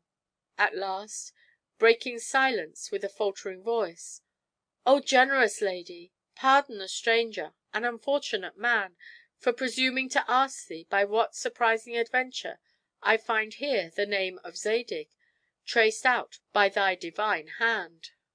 At this voice and these words, the lady lifted up the veil with a trembling hand, looked at Zadig, sent forth a cry of tenderness, surprise, and joy, and sinking under the various emotions which had once assaulted her soul, fell speechless into his arms. It was Astarte herself. It was the Queen of Babylon. It was she whom Zadig adored, and whom he had reproached himself for adoring. It was she whose misfortunes he had so deeply lamented, and for whose fate he had been so anxiously concerned. He was for a moment deprived of the use of his senses, when he had fixed his eyes on those of Astarte, which now began to open again, with a languor mixed with confusion and tenderness. "O ye immortal powers," cried he, "who preside over the fates of weak mortals, do ye indeed restore Astarte to me? At what a time, in what a place, and in what a condition do I again behold her?" He fell on his knees before Astarte, and laid his face in the dust at her feet. The Queen of Babylon raised him up, and made him sit by her side on the brink of the rivulet. She frequently wiped her eyes, from which the tears continued to flow afresh. She 20 times resumed her discourse, which her sighs as often interrupted. She asked by what strange accident they were brought together, and suddenly prevented his answers by other questions.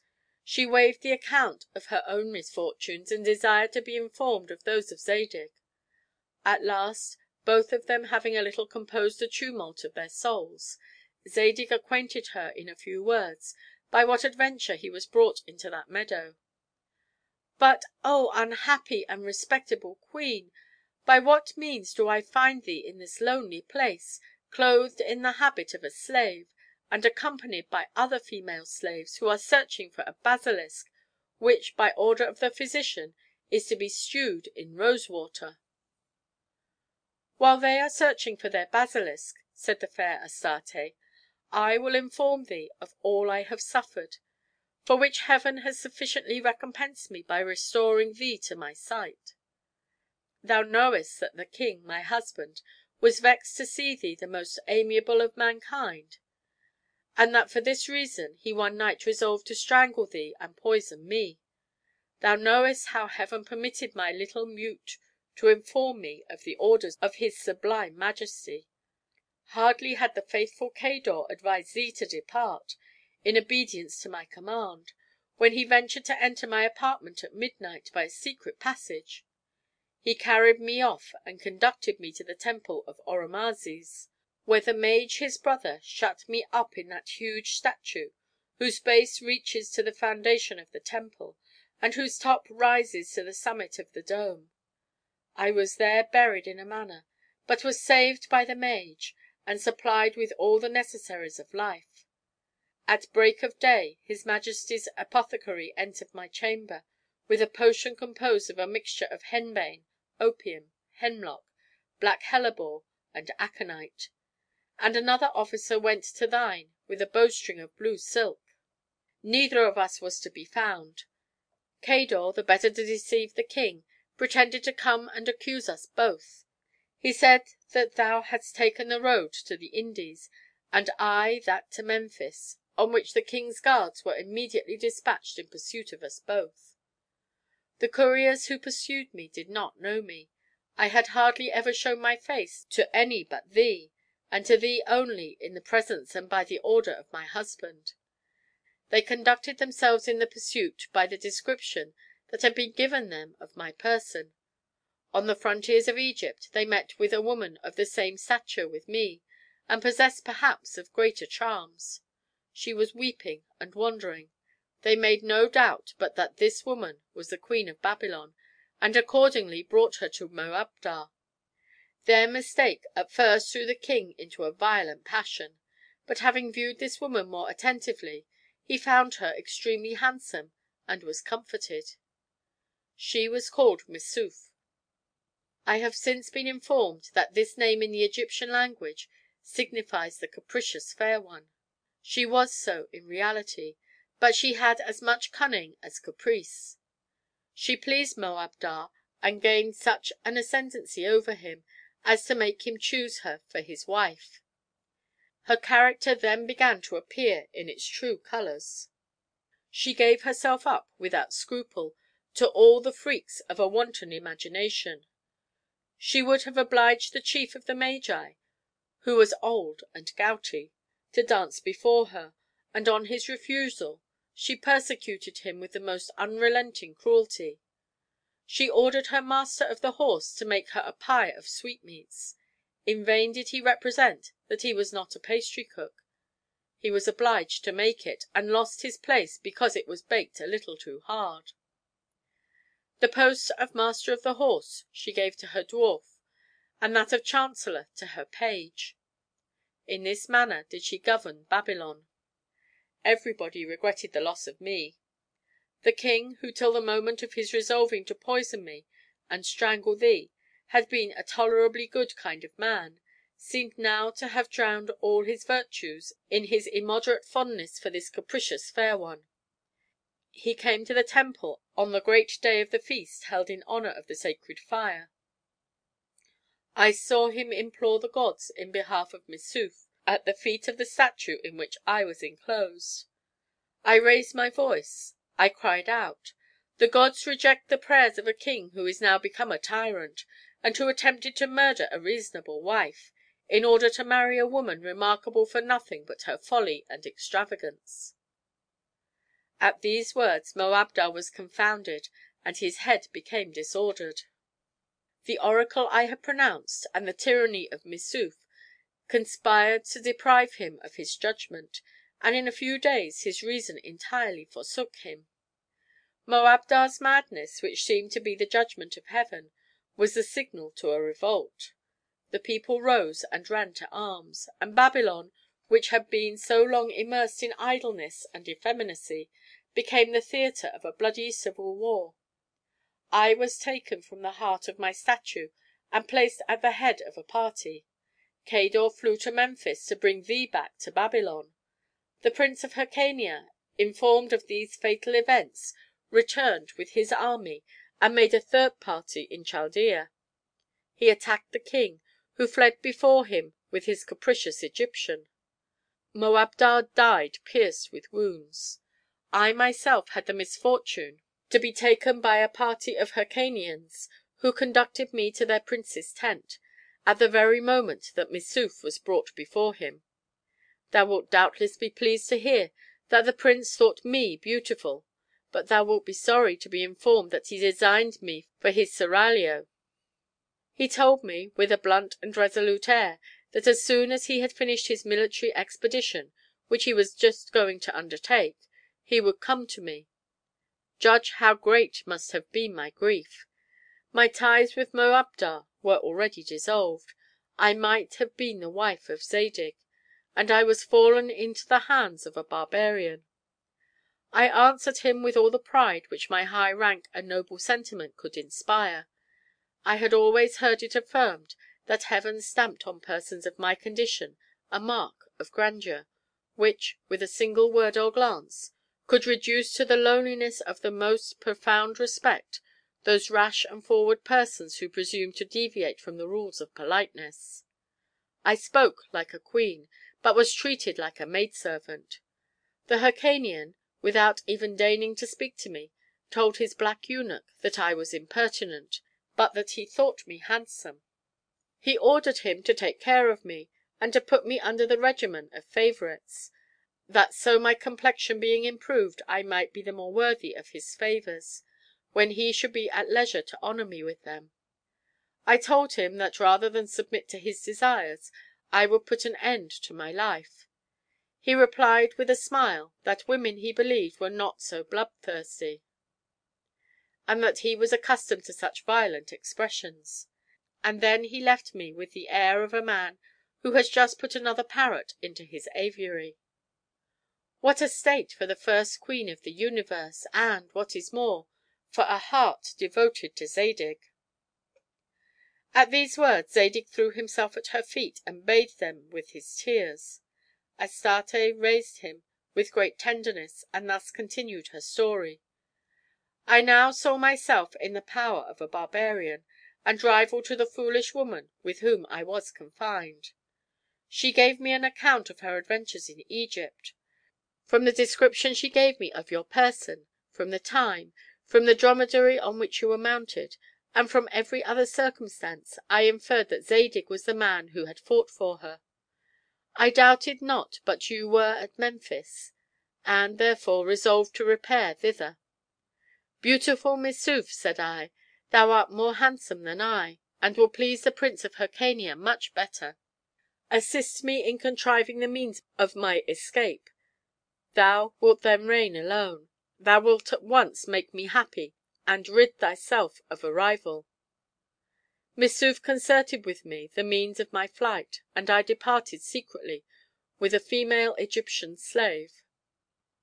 As I approached the frontiers of Arabia, a famous robber named Arbogad seized me and sold me to some merchants, who brought me to this castle, where Lord Ogle resides. He bought me without knowing who I was. He is a voluptuary, ambitious of nothing but good living, and thinks that God sent him into the world for no other purpose than to sit at table. He is so extremely corpulent that he is always in danger of suffocation. His physician, who has but little credit with him when he has a good digestion, governs him with a despotic sway when he has eaten too much. He has persuaded him that a basilisk stewed in rosewater will effect a complete cure. The Lord Ogle hath promised his hand to the female slave that brings him a basilisk.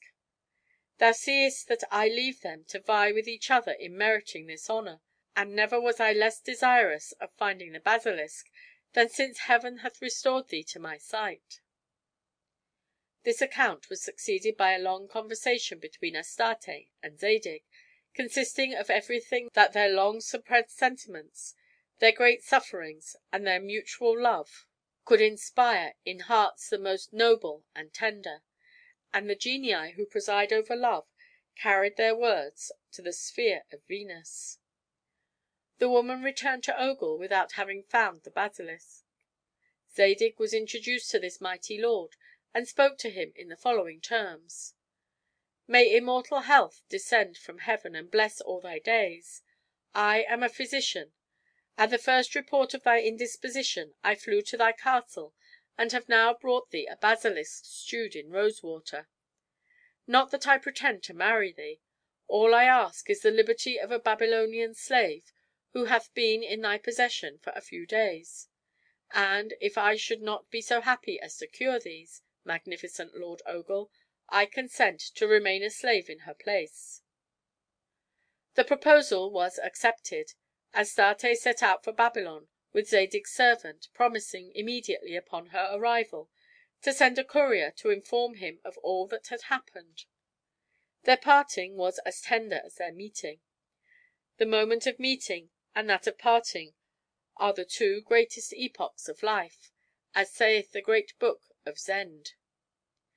Zadig loved the queen with as much ardor as he professed, and the queen loved him more than she thought proper to acknowledge. Meanwhile Zadig spoke thus to Ogle: "My lord, my basilisk is not to be eaten. All its virtues must enter through thy pores.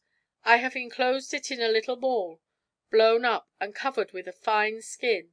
Thou must strike this ball with all thy might, and I must strike it back for a considerable time; and by observing this regimen for a few days, thou wilt see the effects of my art."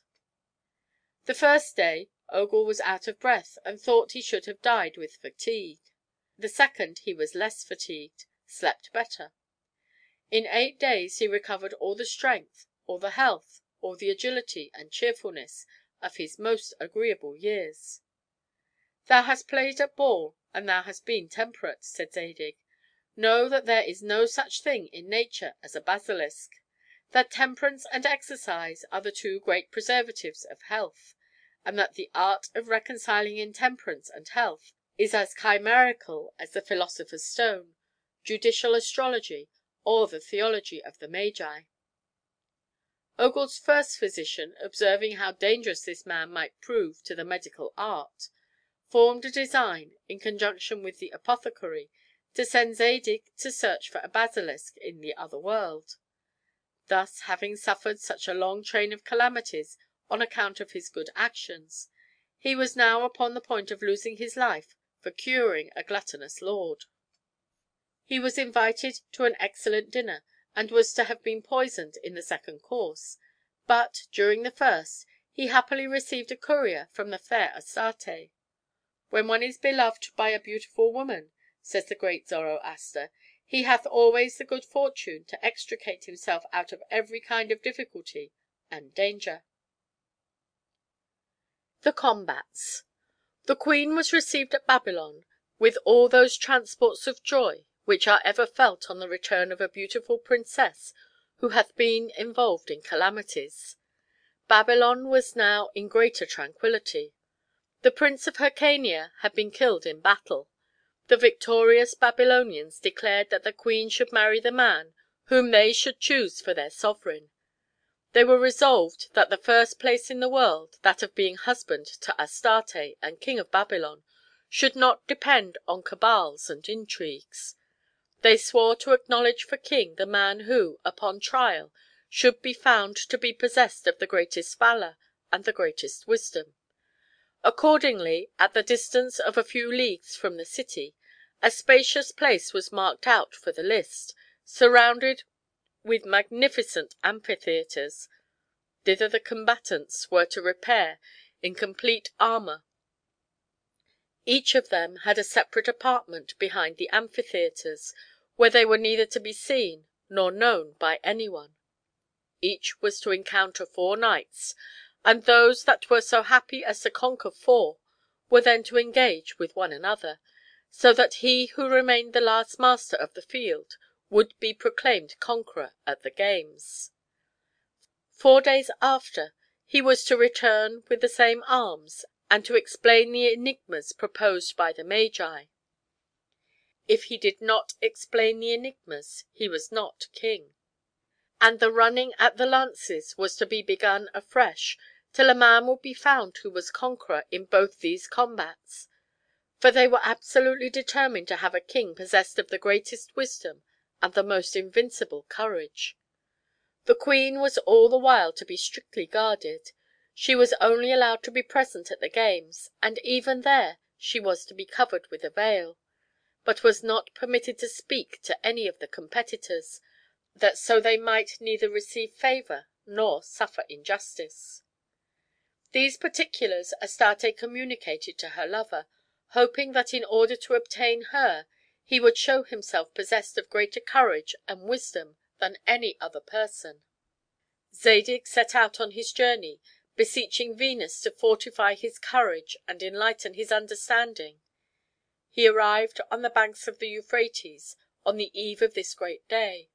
He caused his device to be inscribed among those of the combatants, concealing his face and his name, as the law ordained, and then went to repose himself in the apartment that fell to him by lot. His friend Cador, who, after the fruitless search he had made for him in Europe, was now returned to Babylon, sent to his tent a complete suit of armor, which was a present from the queen, and also, from himself, one of the finest horses in Persia. Zadig presently perceived that these presents were sent by Astarte, and from thence his courage derived fresh strength, and his love the most animating hopes. Next day, the queen being seated under a canopy of jewels, and the amphitheatres filled with all the gentlemen and ladies of rank in Babylon, the combatants appeared in the circus. Each of them came and laid his device at the feet of the grand Magi. They drew their devices by lot, and that of Zadig was the last. The first who advanced was a certain lord, named Itobad, very rich and very vain, but possessed of little courage, of less address, and hardly of any judgment at all. His servants had persuaded him that such a man as he ought to be king. He had said in reply, "Such a man as I ought to reign," and thus they had armed him cap à pie.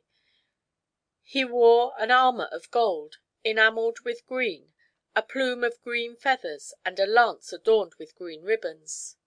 It was instantly perceived by the manner in which Itobad managed his horse that it was not for such a man as he that Heaven reserved the sceptre of Babylon. The first knight that ran against him threw him out of his saddle. The second laid him flat on his horse's buttocks, with his legs in the air, and his arms extended. Itobad recovered himself, but with so bad a grace that the whole amphitheatre burst out a laughing. The third knight disdained to make use of his lance, but, making a pass at him, took him by the right leg, and wheeling him half around, laid him prostrate on the sand. The squires of the game ran to him laughing, and replaced him in his saddle. The fourth combatant took him by the left leg, and tumbled him down on the other side. He was conducted back with scornful shouts to his tent, where, according to the law, he was to pass the night, and as he climbed along with great difficulty, he said, "What an adventure for such a man as I!" The other knights acquitted themselves with greater ability and success. Some of them conquered 2 combatants, a few of them vanquished 3, but none but Prince Otamus conquered 4. At last Zadig fought him in his turn. He successively threw 4 knights off their saddles with all the grace imaginable. It then remained to be seen who should be conqueror, Otamus or Zadig. The arms of the first were gold and blue, with a plume of the same color. Those of the last were white.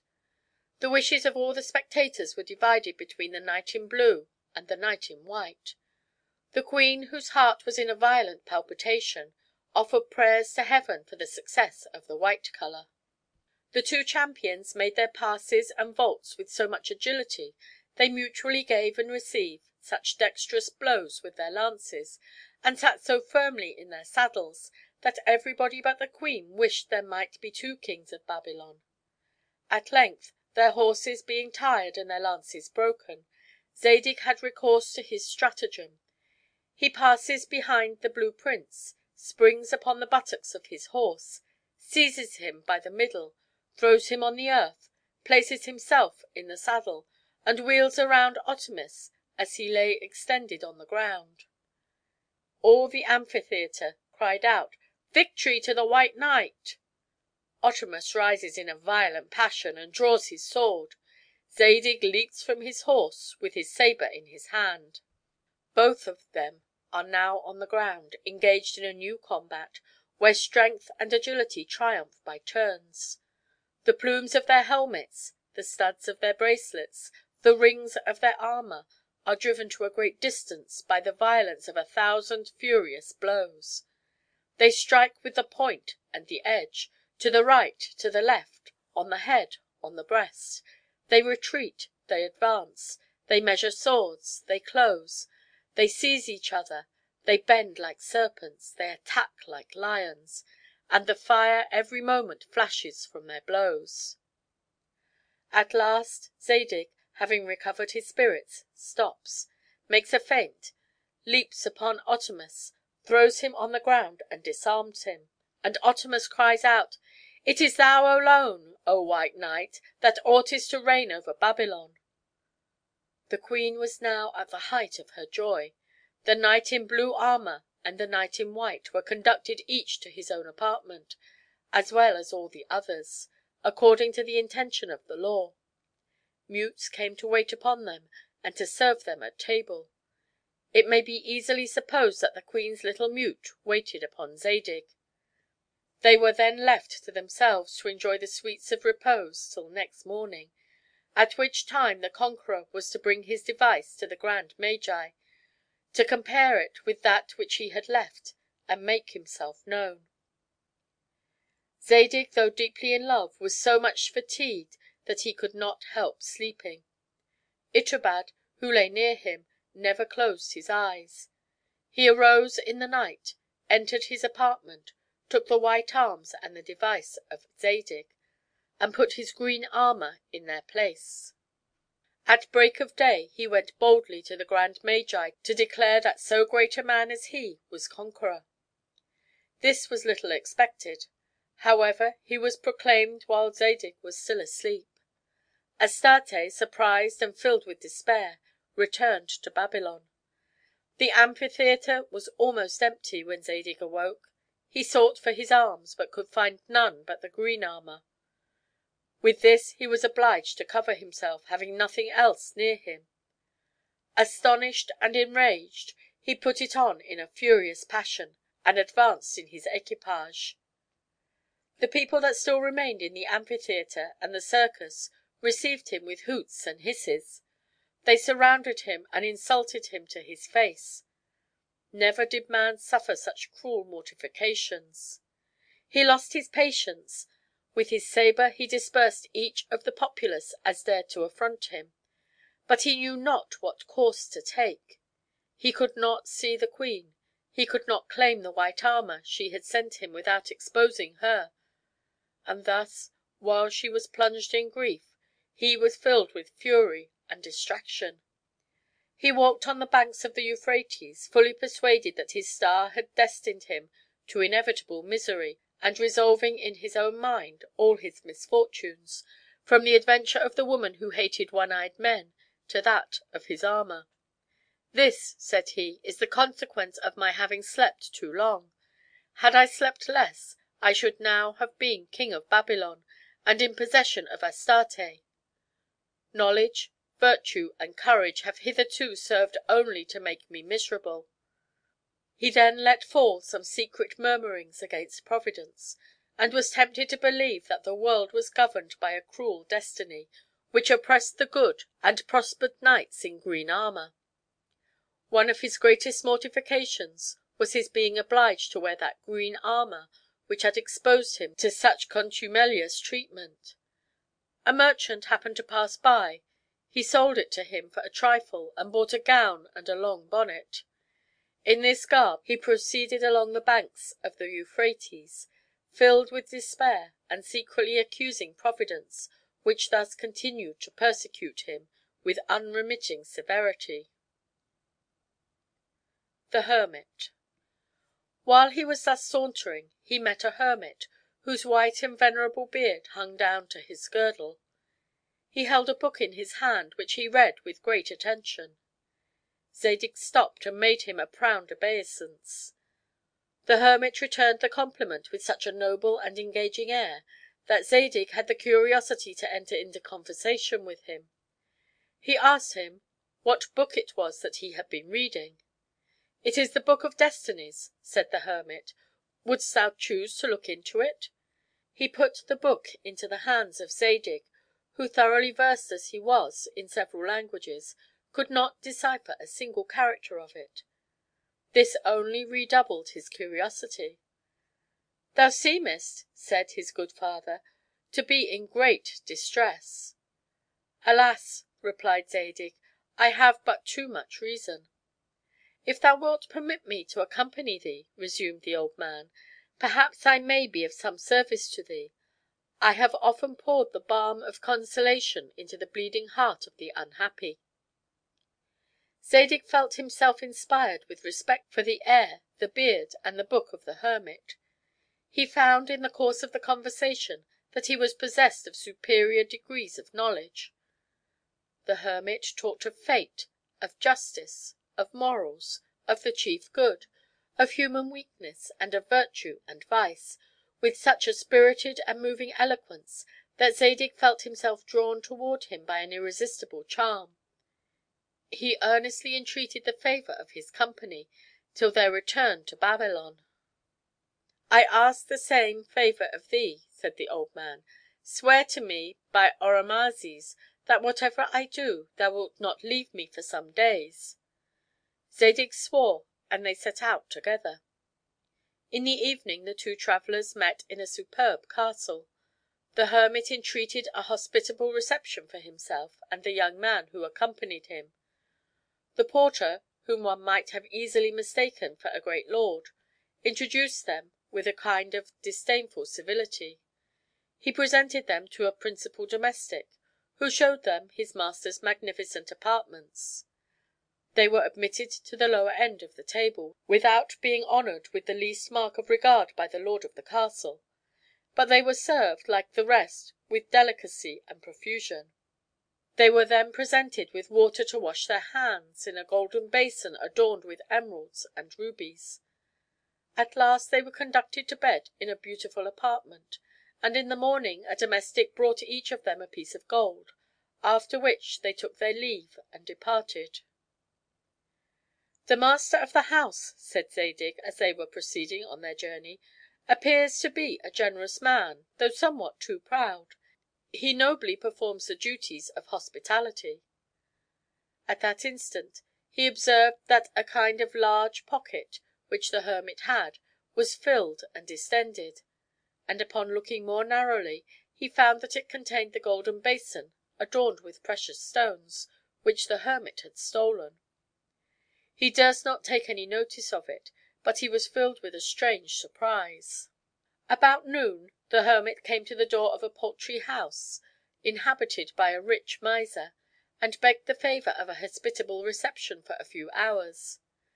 The old servant, in a tattered garb, received them with a blunt and rude air, and led them into the stable, where he gave them some rotten olives, mouldy bread, and sour beer. The hermit ate and drank with as much seeming satisfaction as he had done the evening before; and then, addressing himself to the old servant, who watched them both, to prevent their stealing anything, and rudely pressed them to depart, he gave him the 2 pieces of gold he had received in the morning, and thanked him for his great civility. "Pray," added he, "allow me to speak to thy master." The servant, filled with astonishment, introduced the 2 travellers. "Magnificent lord," said the hermit, "I cannot but return thee my most humble thanks for the noble manner in which thou hast entertained us. Be pleased to accept this golden basin as a small mark of my gratitude." The miser started, and was ready to fall backward; but the hermit, without giving him time to recover from his surprise, instantly departed, with his young fellow traveller. "Father," said Zadig, "what is the meaning of all this? Thou seemest to me to be entirely different from other men. Thou stealest a golden basin adorned with precious stones from a lord who received thee magnificently, and givest it to a miser who treats thee with indignity." "Son," replied the old man, "this magnificent lord, who receives strangers only from vanity and ostentation, will hereby be rendered more wise, and the miser will learn to practise the duties of hospitality. Be surprised at nothing, but follow me." Zadig knew not as yet whether he was in company with the most foolish or the most prudent of mankind; but the hermit spoke with such an ascendency, that Zadig, who was moreover bound by his oath, could not refuse to follow him. In the evening they arrived at a house built with equal elegance and simplicity, where nothing savored either of prodigality or avarice. The master of it was a philosopher, who had retired from the world, and who cultivated in peace the study of virtue and wisdom, without any of that rigid and morose severity so commonly to be found in men of his character. He had chosen to build his country house, in which he received strangers, with a generosity free from ostentation. He went himself to meet the 2 travellers, whom he led into a commodious apartment, where he desired them to repose themselves a little. Soon after he came and invited them to a decent and well ordered repast, during which he spoke with great judgment on the last revolutions in Babylon. He seemed to be strongly attached to the queen, and wished that Zadig had appeared in the lists to dispute the crown. "But the people," added he, "do not deserve to have such as King Zadig." Zadig blushed, and felt his griefs redoubled. They agreed, in the course of the conversation, that the things of this world do not always answer the wishes of the wise. The hermit still maintained that the ways of Providence were inscrutable, and that men were in the wrong to judge of a whole, of which they understood but the smallest part. They talked of passions. "Ah," said Zadig, "how fatal are their effects!" "They are in the winds," replied the hermit, "that swell the sails of the ship. It is true they sometimes sink her, but without them she could not sail at all. The bile makes us sick and choleric, but without bile we could not live. Everything in this world is dangerous, and yet everything is necessary." The conversation turned on pleasure, and the hermit proved that it was a present bestowed by the Deity.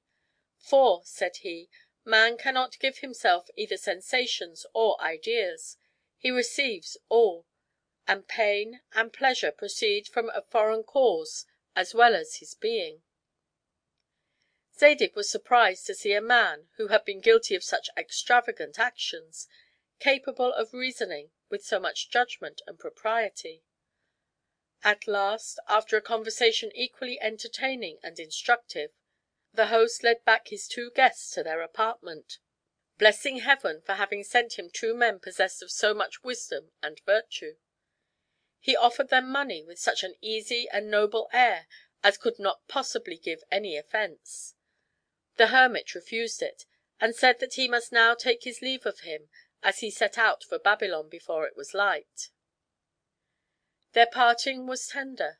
Zadig especially felt himself filled with esteem and affection for a man of such an amiable character.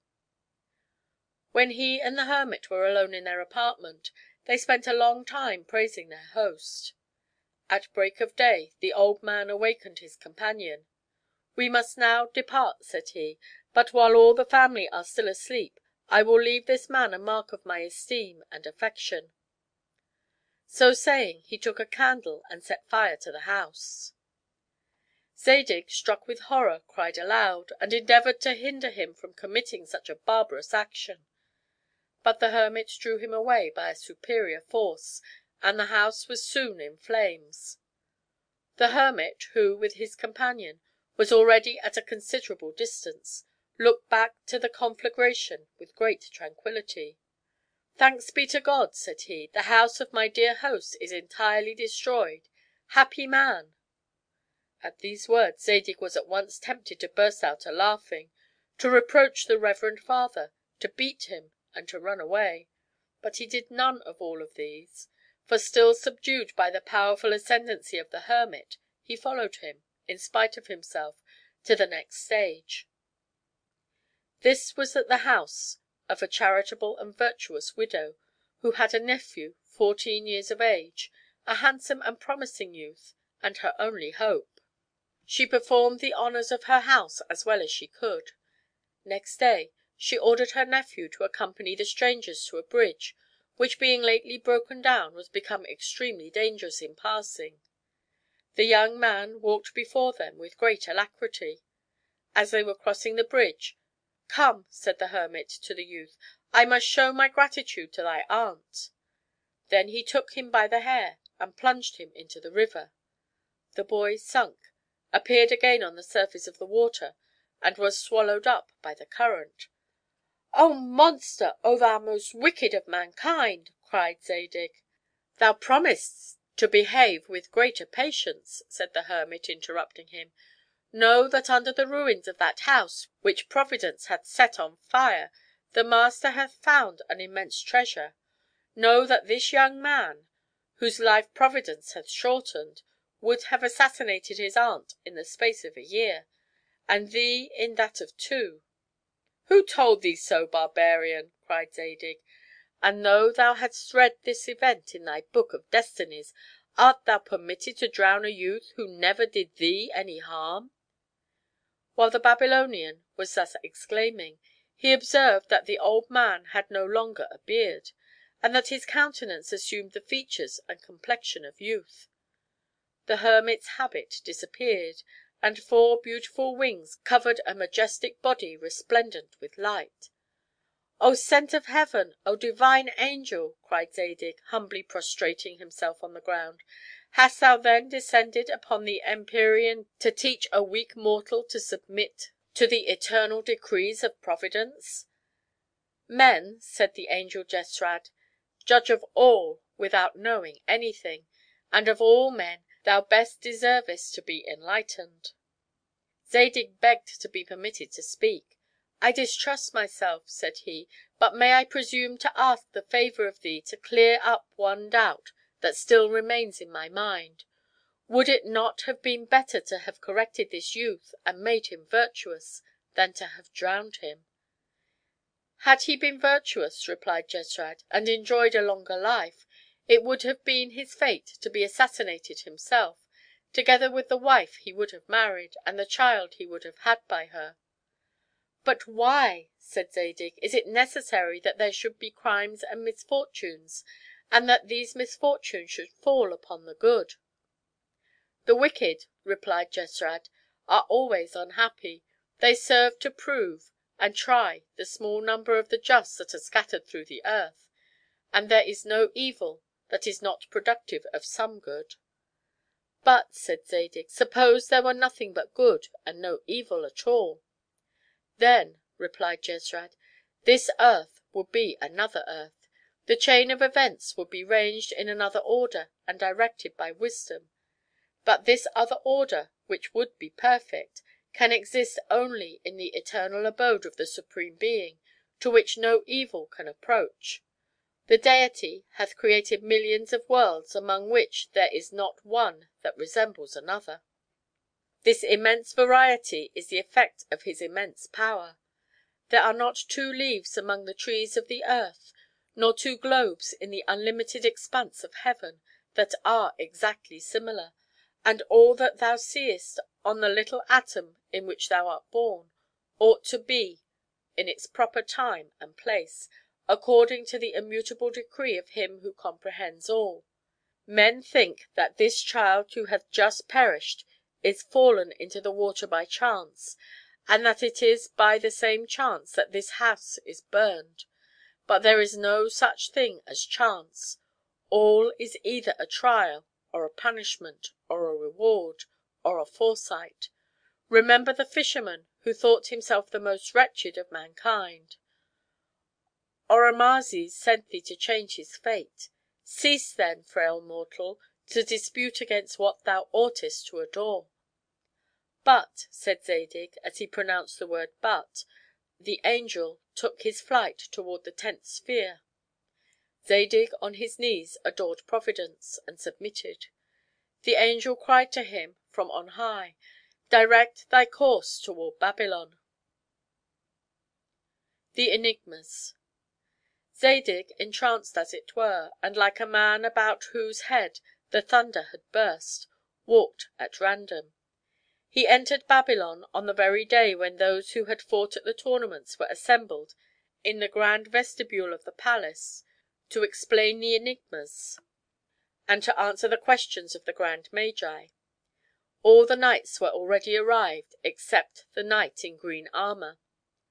As soon as Zadig appeared in the city the people crowded round him, every eye was fixed on him, every mouth blessed him, and every heart wished him the empire. The envious man saw him pass.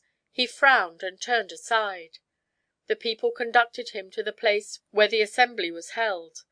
The queen, who was informed of his arrival, became a prey to the most violent agitations of hope and fear.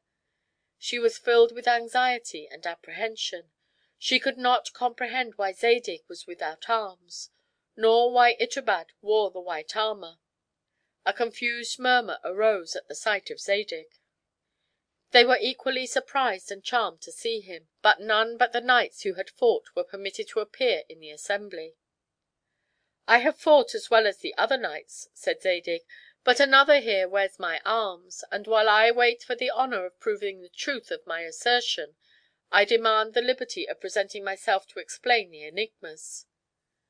The question was put to the vote, and his reputation for probity was still so deeply impressed in their minds that they admitted him without scruple.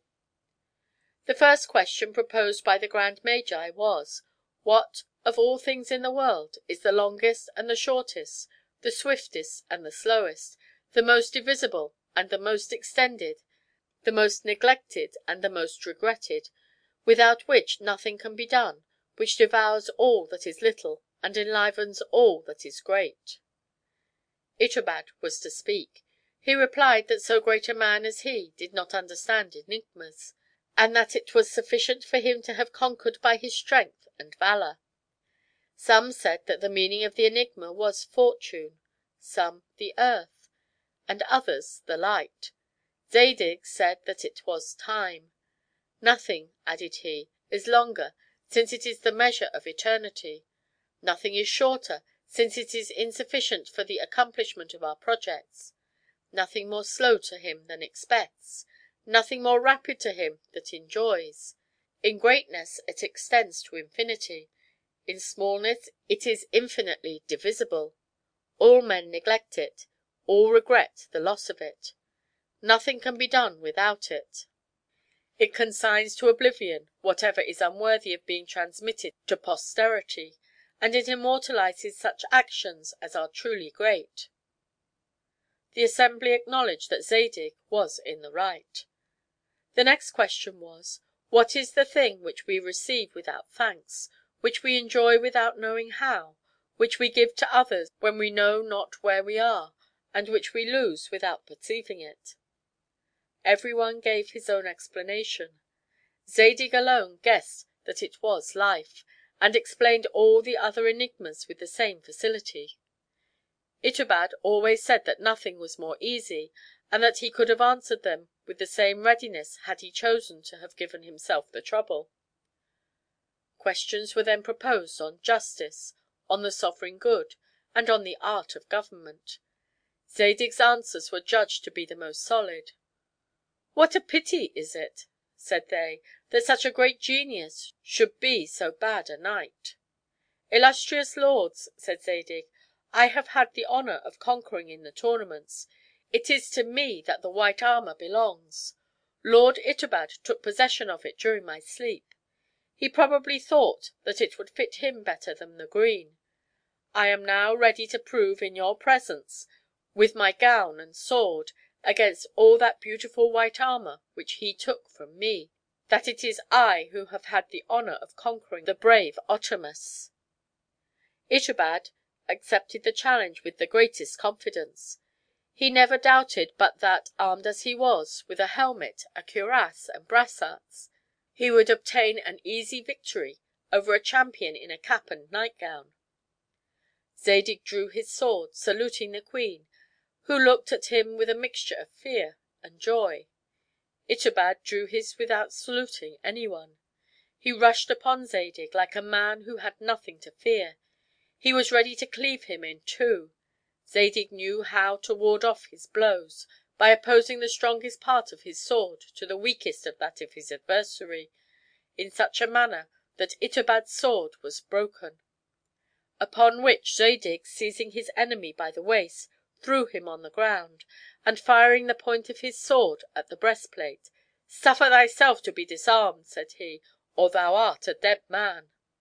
Itobad, always surprised at the disgraces that happened to such a man as he, was obliged to yield to Zadig, who took from him with great composure his magnificent helmet, his superb cuirass, his fine brassarts, his shining cuishes, clothed himself with them, and in this dress ran to throw himself at the feet of Astarte. Cador easily proved that the armor belonged to Zadig.